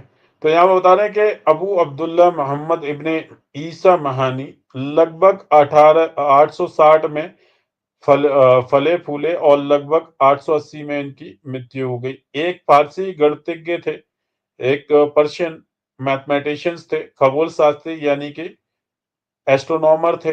महा ठीक है ना? खगोल शास्त्री में महान में पैदा हुए और आज के कैरामन ईरान में और बगदाद अब्बासिद खलीफा में सक्रिय। उनके ज्ञात गणितज्ञ कार्यों में यूक्लिड के एलिमेंट्स, आर्किमिडीज की on the sphere and cylinder और मेनलॉस की स्फेरिका पर उनकी टिप्पणियां शामिल हैं और साथ ही दो स्वतंत्र ग्रंथ भी शामिल हैं। उन्होंने आर्किमिडीज द्वारा प्रस्तुत एक गोले को एक निश्चित अनुपात में दो आयतनों में काटने की समस्या को हल करने का असफल प्रयास किया, जिसके बाद में 10वीं शताब्दी के गणितज्ञ अबू जाफर अल-खाज़िन ने हल किया।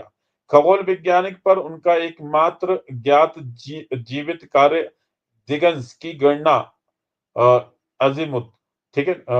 दिगंस की गणना पर था और वे खगोलीय प्रेक्षणों के लिए भी जाने जाते थे और उनका दावा था कि लगातार 3 चंद्र ग्रहणों के आरंभ समय के उनके अनुमान आधे घंटे के भीतर सटीक थे। ठीक है जी? फिर उनके बारे में बायोग्राफी है, मैथमेटिक्स में क्या काम रहा है, तो ये पूरी इन डिटेल है यार, ये पढ़ते-पढ़ते है ना, ऐसा करते हैं कि आज जो है ना हम यहाँ पे 7 लेके चलते हैं, ठीक है ना? काफ़ी बड़ा हो जाएगा ये।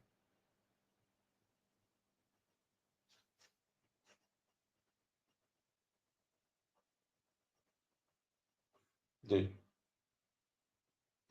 यहाँ पे अभी जो है इस चीज़ पे डिस्कस नहीं करते हैं, ईसार अहमद साहब, ठीक है ना?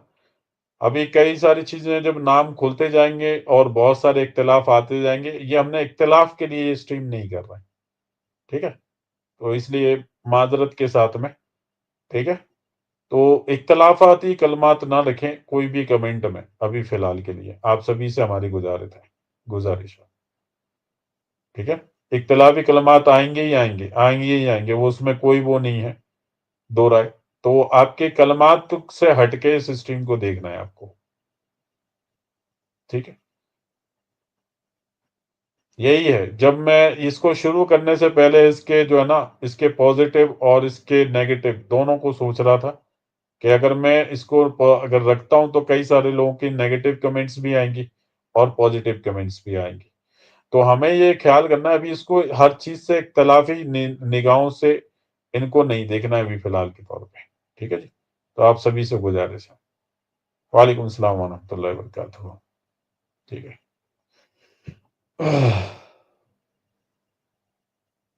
तो इनके बारे में और क्या-क्या आता है, अल-महानी इनका असली नाम था अबू अब्दुल्ला मोहम्मद इब्न ईसा महानी और उसके बारे में मैथमेटिक्स के अंदर में और इनके वर्क के बारे में क्या-क्या आता है, वो यहाँ पे लिखा हुआ है, ठीक है? तो ये मैं जो स्ट्रीम है वो इख्तिलाफ़ी के तौर पे नहीं कर रहा हूँ, सिर्फ़ नॉलेज के लिए कर रहा हूँ कि आपकी नॉलेज में रहें। बहुत सारे सवाल आते हैं कि दुनिया की साइंटिफिक फ़ील्ड में या मैथमेटिक्स की फ़ील्ड में, केमिस्ट्री की दुनिया में, बायोलॉजी की दुनिया में मुसलमानों को क्या कंट्रीब्यूशन रहा है, तो उस हिसाब से हम इस बातों को रखते हैं। और बगदाद को तो सब लोग जानते हैं जिसे इल्म का शहर कहा जाता था कि इल्म रखते थे। जी, अब्दुल हक साहब कुछ ऐड करना चाहते हैं प्लीज़? जी, जी, बिल्कुल मैं ऐड करना चाहता हूँ यहाँ पे कि बात के कॉन्टेक्स्ट को समझना चाहिए। जैसे ये यासर अहमद साहब ने यहाँ पे कहा है कि हुज़ूर अलैहिस्सलाम का दौर और उसके बाद जो खिलाफत राशिदा का जो दौर है, उसको गोल्डन एज कहना चाहिए। बात ठीक है आपकी, लेकिन आपके इस बात में भी देखिए आपने 2 दौर को शामिल कर लिया। और यहाँ पे आपकी बात इस तरह से समझने की ज़रूरत है कि खिलाफत राशिदा का दौर जो था वो बहुत अज़ीम, बहुत अच्छा दौर था, नो डाउट। लेकिन अगर हम कंपैरिज़न करेंगे हुज़ूर अलैहिस्सलाम के दौर के मुकाबले में तो हुज़ूर के दौर के जो हुज़ूर का अलैहिस्सलाम का दौर है, वो हर मोमिन के लिए वो सबसे बेहतरीन दौर है। तो ये भी आपकी बात में अगर इस हिसाब से समझा जाए तो ये बात भी गलत हो जाएगी। तो इसका एक कॉन्टेक्स्ट होता है हर बात का। यहाँ जो बात हो रही है वो साइंस के लिहाज से बात चल रही है, इल्म के उरूज के लिहाज से बात चल रही है और उस कॉन्टेक्स्ट में आप इसको देखें तो ये कोई ऐसा मसला नहीं है कि इसको कहना गलत हो जाएगा, सही नहीं होगा। ठीक है मेरे भाई? ये इतनी सी बात है बस। जी, चलिए। जज़ाकल्लाह खैर प्यारे कलमात के लिए। जी, तो ये चीज़ें होती हैं जी, मैं इसी वज़ह से इसको नहीं कर रहा था अब्दुल हक भाई, कि मैं इस वज़ह से भी ये है ना, मुझे लग रहा था कि लोग इख्तिलाफ़ात करेंगे तो इस वज़ह से भी मुझे नहीं, थोड़ा-सा भी फ़ील हो रहा था कि करें या नहीं करें। जी, नहीं, नहीं, बिल्कुल बेफ़िक्र होके आप कीजिए, बहुत अच्छा आपने टॉपिक रखा है। इसका एक ख़ास कॉन्टेक्स्ट है। इससे मुराद ये जी, है कि हम उस दौर को डिस्कस कर रहे हैं कि जहाँ पर इस्लाम के जो इस्लाम के अंदर वो शख्सियात जो इल्मी सतह पर दुनियावी उलूम के एतबार से भी बहुत जिन्होंने शोहरत हासिल की और इस इल्म को जिन्होंने बहुत उरूज पर पहुँचाया, यहाँ उनके योगदान की और उनके कारनामों की बात हो रही है। तो हर चीज़ को एक अलग उसी चीज़ से देखना, एक ही नज़रिए से देखना, ये तंग नज़री कहलाती है। ये आपका टॉपिक बिलाशुबा बहुत ज़बरदस्त टॉपिक है, आप बिल्कुल मुतमईन रहें और अपना काम आप जारी रखें। माशाअल्लाह बहुत ज़बरदस्त टॉपिक है। जी। जज़ाकल्लाह खैर बहुत प्यारे कलमात जी। तो आगे जो है माशाअल्लाह से यहाँ पे अल महानी जिनका असली नाम है अबू अब्दुल्ला मोहम्मद इब्न ईसा महानी, तो उनके बारे में बात हो रही है जो मैथमेटिशियन भी थे और खगोल वैज्ञानिक भी थे। और आगे में वो लिख रहे हैं कि क्या लिखते हैं उनके वर्क के बारे में आता है, काम के बारे में कि उन्होंने क्या-क्या काम अंजाम इस वर्ल्ड को क्या-क्या दिया अपनी रिसर्च से, अपने इल्म से।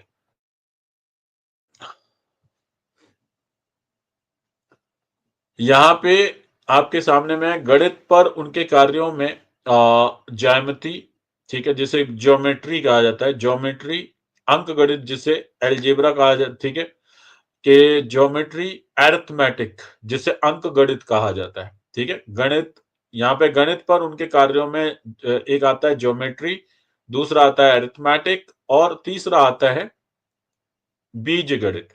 गणित पर उनके कार्यों में ज्यामिति, अंकगणित और बीज गणित जैसे विषय शामिल थे। उनके कुछ गणितीय कार्य संभवतः उनके कुछ गणितीय कार्य संभवतः खगोल विज्ञान में आई समस्याओं से प्रेरित रहे होंगे। 10वीं शताब्दी की सूची अल फेहरिस्त में अल महानी के गणित में योगदान का उल्लेख है, लेकिन खगोल विज्ञान में उनके योगदान का नहीं। और उन्होंने अपने समय की प्रचलित गणितीय समस्याओं पर भी काम किया। उन्होंने यूनानी गणितीय कृतियों पर टिप्पणियां लिखी। यूक्लिड की एलिमेंट्स, आर्किमिडीज की on the sphere and cylinder of Alexandria के मेनेलॉस की स्पेरिका। अपनी टिप्पणियों में उन्होंने व्याख्या जोड़ी और अपने समय के आधुनिक शब्दों का प्रयोग करने के लिए भाषा को अद्यतन किया और कुछ प्रमाणों पर पुनः काम किया। उन्होंने एक स्वतंत्र ग्रंथ फी अल निस्बह संबंध पर और एक ग्रंथ प्रवलय के वर्गीकरण पर भी लिखा। तो बताते हैं कि इनका जो सबसे बड़ा भाग था, खगोल वैज्ञानिक तो थे ही थे और उन्होंने गणित के विषय में भी काफी जो है ना विषय शामिल है उनके, उनकी खोज के, जिनमें से ज्योमेट्री आती है, अरिथमेटिक आता है और अलजेब्रा आता है। जो अंग्रेजी में ज्योमेट्री, हिंदी में ज्योमेट्री को ज्यामिति कहा जाता है और अरिथमेटिक को कहा जाता है अंकगणित और अलजेब्रा को कहा जाता है बीज गणित। तो इनमें उनका एक बहुत बड़ा नाम रहा है उनकी रिसर्च में मैथमेटिक्स का, क्योंकि वो एक बड़े मैथमेटिशियन के साथ साथ और एक जो है खगोल वैज्ञानिक भी हुआ करते थे। आगे भी उनके काम के बारे में, उनके सर्वे के बारे में लिखा गया है, वो आपके सामने में लिख रहे हैं, ये बता रहे हैं। तत्वों पर उनकी टिप्पणियों में पुस्तक यहाँ पे लिखा है कन्वर्टेड बुक्स, बुक्स के नाम ये रोमन ये संख्या लिखी गई है, फर्स्ट, फिफ्थ और ठीक है ना, पहली, पांचवी, 10वीं और 12वीं शामिल थे। तत्वों पर उनकी टिप्पणियों में पुस्तक पहली, पांचवी और 10वीं और 12वीं शामिल थे और आज केवल पुस्तक 5वीं और पुस्तक 10वीं और 12वीं पर आधारित टिप्पणियों के कुछ अंश ही उपलब्ध हैं। पुस्तक 5वीं की टिप्पणियों में उन्होंने अनुपात पर काम किया और सतत भिन्नों पर आधारित अनुपात की परिभाषा पर एक सिद्धांत प्रस्तुत किया, जिसकी खोज बाद में अल नैरजी ने स्वतंत्र रूप से की। पुस्तक 10वीं की टिप्पणी में उन्होंने अपरिमेय संख्याओं पर काम किया, जिनमें द्विघात, अपरिमेय संख्याएं और घन संख्याएं शामिल थी। यहाँ पे बता दें कि इन दी books 10 commentary he worked on irrational numbers including quadratic irrational numbers और cubic ones, ठीक है जी, उन पे काम किया शामिल थी। उन्होंने यूक्लिड की परिमाणों की परिभाषा, जिसमें केवल ज्यामितीय रेखाएं शामिल थी, यानी ज्योमेट्री की, ठीक है ना। यहाँ पे बता रहे हैं he expand the excluding definition of the magnitudes which including only geometrical lines by adding integers. तो यहाँ पे बताया जा रहा है कि और उन्होंने क्या-क्या काम किया। उन्होंने यूक्लिड की परिमाणों की परिभाषा, जिसमें केवल ज्यामितीय रेखाएं शामिल थी, को पूर्णांकों और भिन्नों को परिमेय परिमाणों के साथ-साथ वर्ग और घनमूलों को अपरिमेय परिमाणों के रूप में जोड़कर विस्तारित किया। उन्होंने वर्गमूल को समतल परिमेयताएं और घनमूलों को ठोस अपरिमेयताएं कहा और इन मूलों के योग या अंतर के साथ ही मूलों के परिमेय परिमाणों से योग या घटाव के परिमाणों को भी अपरिमेय परिमाणों के रूप में वर्गीकृत किया। इसके बाद उन्होंने मूल पुस्तक की तरह ज्योमेट्री यानी ज्यामिति परिमाणों के बजाय तर्क संगत और अपरिमेय परिमाणों का उपयोग करते हुए पुस्तक 10 की व्याख्या की। ठीक है ना? और भी बहुत सारे इनके काम है, वो आगे आगे बता रहे हैं मैथमेटिक्स की दुनिया में। और मैं तो बहुत कम मैथ से तो मुझे बुखार आ जाता था कसम से। चलिए, यहाँ पे मैथमेटिक्स नहीं पढ़नी है, बस उसके बारे में, काम के बारे में पढ़ना है। बेफिक्र रहे, जी। बुखार नहीं आएगा इंशाल्लाह। हमें ये जी, नहीं सोच जी, जी। माशाल्लाह से बाजी ने काफ़ी अच्छा कमेंट लिखा है कि हमें ये नहीं सोचना है कि लोग क्या कहेंगे, हमें तो देखना है कि हम कहेंगे जो भी वक़्त की अहम ज़रूरत होगी, उसके मुताबिक। माशाल्लाह ज़बरदस्त टॉपिक है, माशाल्लाह, जज़ाकल्लाह खैर बाजी, ज़बरदस्त कमेंट है माशाल्लाह। जी। जबरदस्त, माशाल्लाह।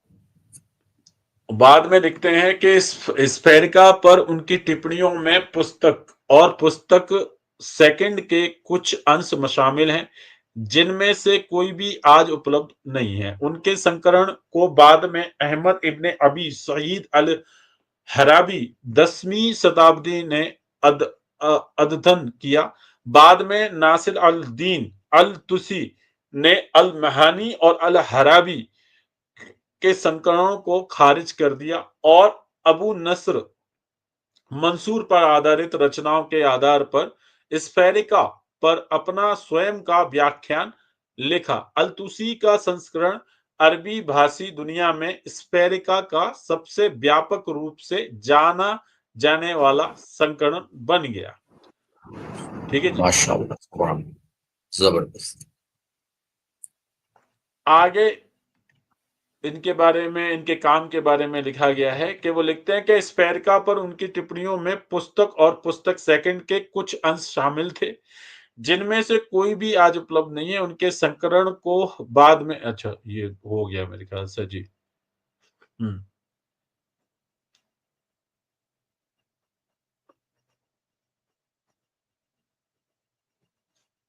जी, ये रह गए। अल-महानी ने आर्किमिडीज द्वारा on the sphere and cylinder पुस्तक सेकंड अध्याय 4 में प्रस्तुत एक समस्या को हल करने का भी प्रयास किया। एक गोले को एक समतल द्वारा दिए गए अनुपात के 2 आयतनों में कैसे विभाजित किया जाए, उस उनके इस कार्य ने उन्हें एक समीकरण तक पहुंचाया, जिसे मुस्लिम जगत में अल-महानी का समीकरण के रूप में जाना जाता है। और ये आप जो समीकरण देख रहे हैं ना, ये है वो ये x3 प्लस सी 2 प्लस बी, ये समीकरण जी, ये समीकरण उन्होंने दिया है। तो यहाँ पे वही लिखा जा रहा है कि जिसे मुस्लिम जगत में अल महानी का समीकरण के रूप में माना जाता है। इस समीकरण को अल महानी का समीकरण कहा कहते हैं जी, जो कि डॉक्यूमेंटेड है। यहाँ पे बताते हैं कि हालांकि जैसे कि बाद में उमर खयाम ने लिखा कि इस पर लंबे समय तक चिंतन करने के बाद वे अंततः इस समस्या को हल करने में असफल रहे। इस समस्या को तब तक अघुलनशील माना जाता रहा जब तक कि 10वीं शताब्दी के फारसी गणितज्ञ अबू जाफर अल खाजिन ने शकू कांटों का उपयोग करके इसे हल नहीं कर लिया। तो माशाल्लाह जो समीकरण हल नहीं हो रहा था, उसको भी कौन कर रहे हैं? एक मुसलमान सॉल्व कर रहा है 10वीं शताब्दी में। अबू जाफर अल खाजिन जी, बेश, उन्होंने सॉल्व कर दिया। आगे की तरफ चलते हैं और ये आज हमारे कितने हो गए? 7 हो गए। मैं देखता हूँ ये छोटे-छोटे हुए तो इनको भी कर लेंगे। तो मज़े की बात ये है कि आज हमारा भले ही खगोल शास्त्र, खगोल वैज्ञानिकों के ऊपर में है, लेकिन सारे के सारे जो साइंटिस्ट हैं अब्दुल हक भाई, सारे के सारे जो लोग हैं, वो कौन है मालूम है? उनके मल्टीपल टैलेंट्स हैं। जी, जी, बिल्कुल। जी, बुनियाद ये खड़ी करने आपको वाले लोग। हाँ, मैथमेटिक्स की हो, ये मैथमेटिक्स में भी उनका ज्ञान सबसे ज़्यादा है। मैथमेटिक्स हो, एस्ट्रोनॉमी हो, अलजेब्रा हो, ठीक है ना? ज्योमेट्री हो, तो डिफरेंट सब्जेक्ट में वो महारत हासिल करते हैं। उन्होंने these are the father of, कह सकते हैं, मैथमेटिक्स। जी, दीज़ आर द बिल्कुल, फादर ऑफ द एस्ट्रोनॉमी। जी, तो अगला हमारे सामने में आ जाता है जो अबू मसार अल बल्खी, ठीक है जी। इनके ये देख रहे हैं ना, ये चित्र जी। यहाँ पर देखा है page of the 15th century manuscript of the book natives nativities nativities, ठीक है जी जी जी जी एस्ट्रोनॉमी, एस्ट्रोलॉजी एंड एस्ट्रोनॉमी। तो यहाँ पे बताया जा रहा है कि इनके बारे में कि अबू मसन अल बखरी के बारे में आगे वो क्या है यहाँ पे। The article is about the astrologer for the historian and the हदीस स्कॉलर अबू मसल सिंधी के बारे में यहाँ पे बताया जा रहा है। इधर चलते हैं, यहाँ पे कहते हैं ये लेख ज्योतिषी के बारे में है, इतिहासकार और हदीस विद्वान के लिए अबू मसर अल सिंधी को देखें। और यहाँ पे बयान आ रहा है यहाँ पे कि अबू मासर अल वलीखी लैटिन में अल मासर कहा गया उन्हें।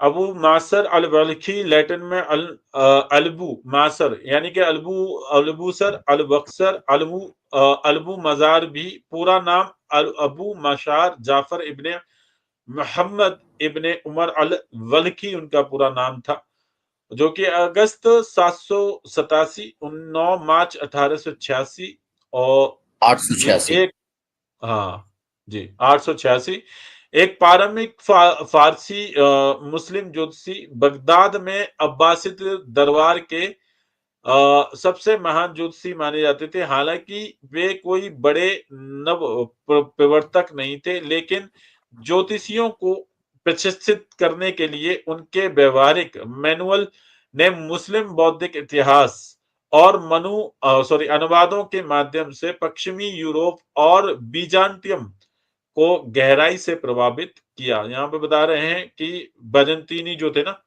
एम्पायर्स को बड़ा जी प्रभावित किया उन्होंने। बाजेंतीनी और यूरोप के काफी सारे लोगों को उन्होंने प्रभावित किया अपने एस्ट्रोलॉजर्स से।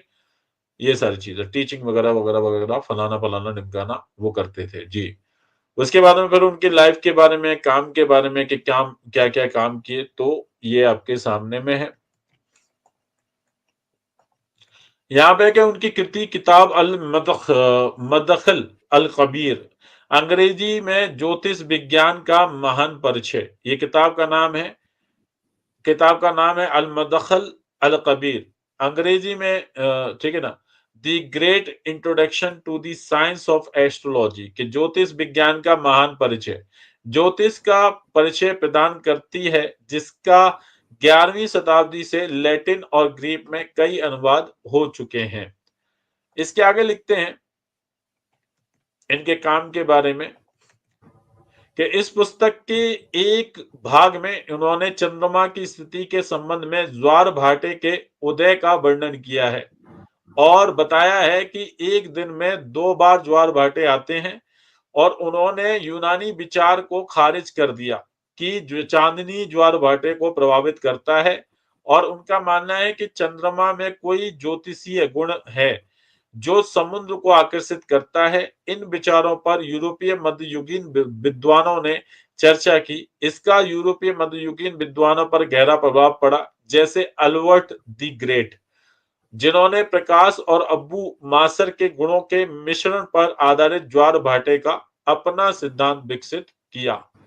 ठीक है ना, तो जो ज्वार भाटा क्यों आता है उस पर उनका काम था। तो वो बहुत सारे लोग इससे इससे प्रभावित हुए, उनमें से एक नाम आता है दी अल्बर्ट दी ग्रेट, वो उनके काम से बड़े प्रभावित हुए।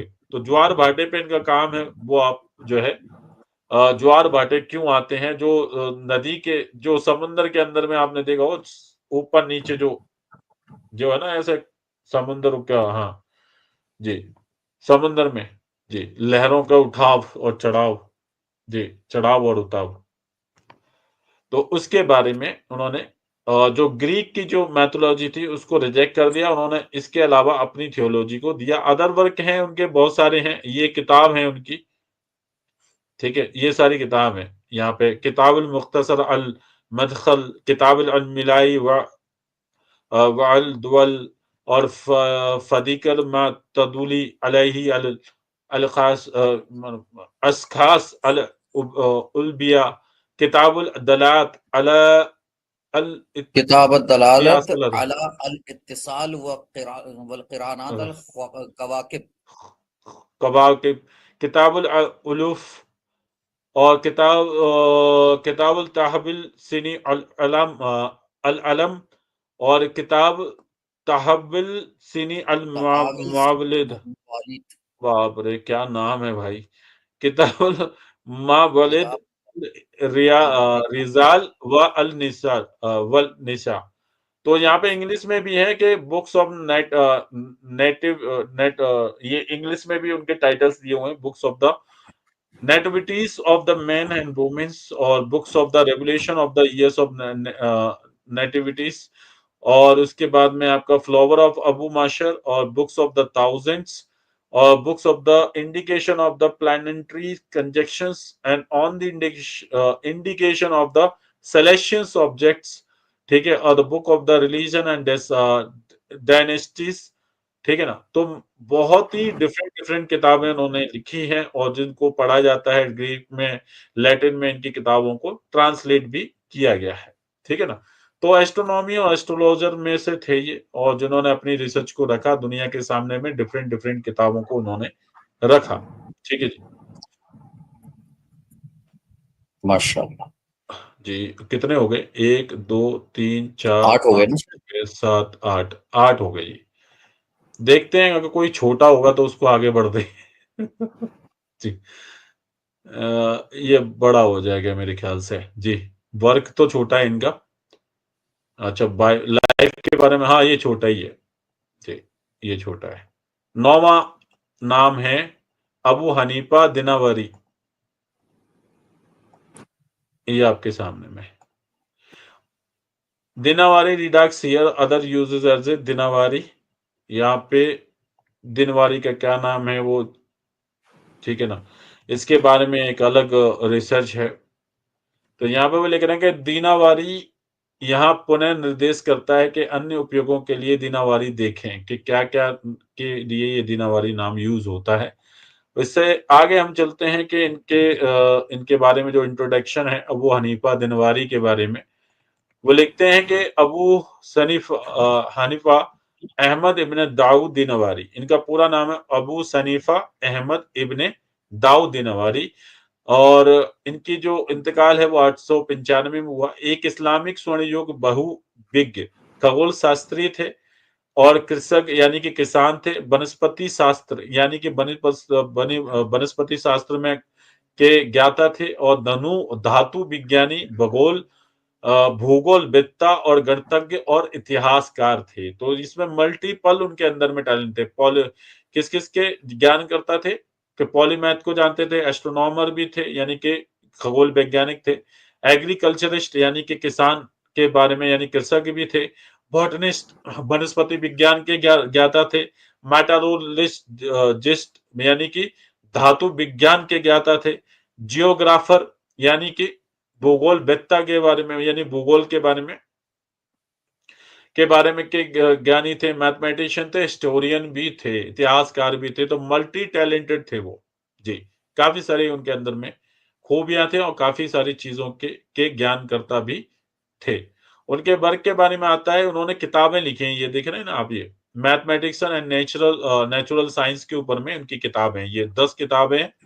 और उसके बाद सोशल साइंस एंड ह्यूमैनिटीज के ऊपर में उनकी 9 किताबें हैं, और एडिशनल एंड ट्रांजेक्शंस वो आगे है। बुक ऑफ प्लांट्स के ऊपर में किताबें लिखी हैं, और मल्टीपल किताबें उनकी हैं, मतलब मल्टीपल किताबें हैं, ठीक है।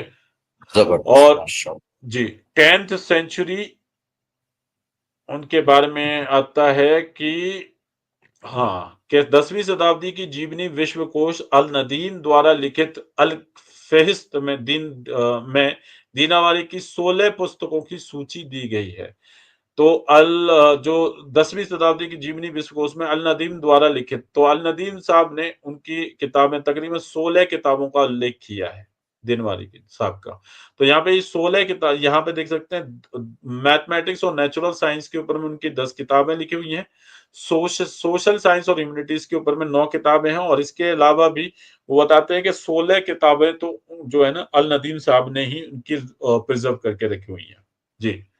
तो मल्टीपल टैलेंट थे, मल्टीपल चीज़ों को जानते थे, मल्टीपल चीज़ों पे उनकी रिसर्च थी। एस्ट्रोनॉमर थे, खगोल वैज्ञानिक थे, एग्रीकल्चरिस्ट थे, बॉटनिक्स थे, मेटालर्जिस्ट थे, जियोग्राफिकर यानी कि थे और मैथमेटिशियन थे, हिस्टोरियन थे, तो मल्टीपल टैलेंट से वो भरे हुए थे और उनके अलावा उनकी बहुत सारी किताबें से लोगों ने ज्ञान को प्राप्त किया विश्व भर के अंदर में। जी, तो पूरा का पूरा लाइफ़स्टाइल क्या था ये सब आप पढ़ लीजिएगा क्योंकि इतना नहीं देखेंगे तो मेन-मेन चीज़ों पे हम इस पे अध्ययन करेंगे। जी। हाँ, लास्ट सबसे लास्ट आ रहे हैं, ठीक है जी? ये हो गए 10 हो जाएँगे। 1, 2, 3, 4, 5, 6, 7, 8, 9, 10 बनु मूसा, ठीक है जी? इनके पास में आ जाते हैं।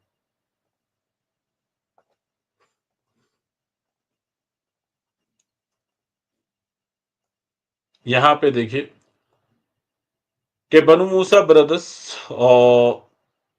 के बारे में, ठीक है जी? यहाँ पे इंट्रो पढ़ लेते हैं पहले।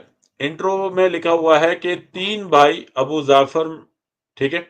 मोहम्मद इब्न मूसा इब्न शाकिर से पहले, ठीक है? 803 से पहले फरवरी 1873 अबू अल कासिम, ठीक है? 3 भाई अबू जाफ़र मोहम्मद इब्न मूसा इब्न शाकिर अबू अल कासिम अहमद इब्न मूसा इब्न शाकिर, मृत्यु उनकी जो 9वीं शताब्दी में, और अल हसन इब्न मूसा इब्न शाकिर और ठीक है ना, फारसी विद्वान थे जो बगदाद में रहते थे और काम करते थे। उन्हें सामूहिक रूप से बानु मूसा, ठीक है, यानी मूसा के पुत्र के रूप में भी जाना जाता था। आगे में वो लिखते हैं, अरे भैया रुक जा जरा जी, आगे उनके बारे में लिखा हुआ है कि बनु मूसा मूसा इब्न शाकिर के पुत्र थे जो अब्बासिद खलीफा हारून अल रशीद के पुत्र अल मामून के एक प्रसिद्ध खगोल शास्त्री थे। अपने पिता की मृत्यु के बाद दोनों भाइयों ने अल मामून के निर्देशन में शिक्षा प्राप्त की और बगदाद के हाउस ऑफ विजडम में दाखिला लिया। वहां उन्होंने बीजान्टियम से प्राप्त प्राचीन यूनानी ग्रंथों का अनुवाद भी किया, जिसका उपयोग उन्होंने अपनी तकनीक और गणितीय और खगोलीय विचारों को विकसित करने के लिए किया। आगे लिखते हैं, अरे भैया,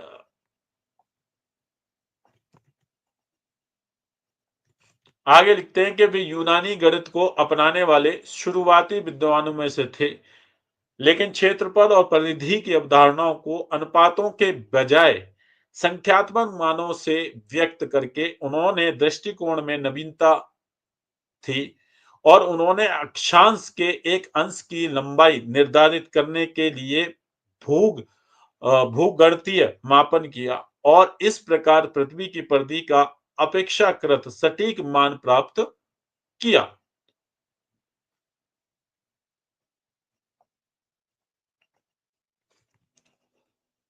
आगे लिखते हैं कि बानु मूसा ने लगभग 20 पुस्तकें लिखी, जिनमें से 3 को छोड़कर सभी अब लुप्त हो चुकी हैं और उनकी सभी रचनाओं में सबसे महत्वपूर्ण ज्यामिति एक ग्रंथ था, किताब मारिफह मसाद अल अस्काल अल वसीत व अल कुरिया, समतल और गोलाकार आकृतियों के मापन पर पुस्तक, जिसका मध्ययुगीन गणितज्ञों द्वारा व्यापक रूप से उपयोग किया गया था। उनकी सबसे प्रसिद्ध वर्तमान कृति, जिसकी सबसे पुरानी और सबसे विश्वसनीय प्रति इस्तांबुल के तोपकापी सराय में है, किताब अल अल हियाल अल नफीका सरल उपकरणों की पुस्तक है। इसमें 100 आविष्कारों का वर्णन है, जिनमें से कई पार्टी मेहमानों के मनोरंजन के लिए बनाए गए बर्तन थे और उनके कुछ नवाचार जैसे कि द्रव दाब परिवर्तन और बाल और आधुनिक काल तक अद्वितीय रहे। इन आविष्कारों में से एक स्वचालित बांसुरी वादक शामिल है, जो संभवतः पहली प्रोग्राम करने के योग्य मशीन या कंप्यूटर था। यहाँ बताते हैं कि जो संभवतः पहली प्रोग्राम करने के योग्य मशीन या कंप्यूटर कंप्यूटर था। जी।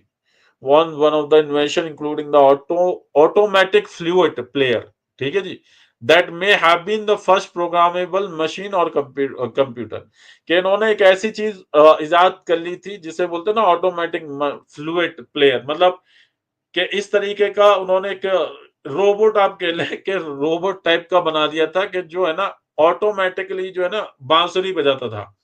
तो उस जमाने का वो पहला मशीन था जो ऑटोमेटिक चलता था। उसको आप चाहे वो प्रोग्रामर मशीन कह लें या कंप्यूटर कह लें, कि ऐसा ऐसा रोबोट बना दिया कि जो ऑटोमेटिकली फ्लूइड यानी कि बांसुरी बजाता था। और ऐसा वो पहला इन्वेंशन था, पहला वो एक रोबोट कह सकते हैं कि पहली वो मशीन ऐसी थी जो ऑटोमेटिकली बनाई गई थी उस जमाने में। जी। और किसने बनाई थी? जी, बनु मूसा ब्रदर्स। जी, नाम ही है उसका है। और फिर बायोग्राफिकल उनके ये हैं, उनके बाद में फिर जो बहुत सारे इनके काम हैं, बहुत सारे इन्वॉल्वमेंट्स हैं, ये पूरी की पूरी उनके जो है ना, यहाँ पे उनकी पूरी रिसर्च वगैरह आपको मिल जाएगी। ठीक है जी? पूरी की पूरी नीचे चले जाएँगे, कहाँ-कहाँ ये देखें उनके ऊपर में मल्टीपल तकरीबन 37 लोगों ने किताबें लिखी हुई हैं। उनकी हिस्ट्री के बारे में, उनकी खोजों के बारे में ये देखिए कि ये देखिए ऑटोमेटिक, ये देखिए and the invention 13 century the manuscript copy of the किताब अल हियाल अल नफ्सी, ठीक है? उनकी जो इन्वेंशंस हैं, उनको जो है आज भी बर्लिन में स्टेट में बर्लिन के अंदर में रखा गया है। ये देखिए। तो बहुत सारी खोजें उन्होंने की हैं और बहुत सारे रिसर्च उन्होंने किए हैं और एक क्रांति साइंटिफिक और मैथमेटिक्स की दुनिया में उन्होंने ला के रख दी। और यहाँ पे बताते हैं कि उनके जो मेन कोर्स थे वो एस्ट्रोनॉमी थी और ज्योमेट्री थी और मैथमेटिशियन थे। तो हर एक के अंदर में आपको हर एक जो जितने हम हवाले देते जा रहे हैं उनमें आपको मल्टीपल टैलेंट्स दिखाई दे रहे होंगे जो साइंस की दुनिया में मुसलमानों ने दिए। तो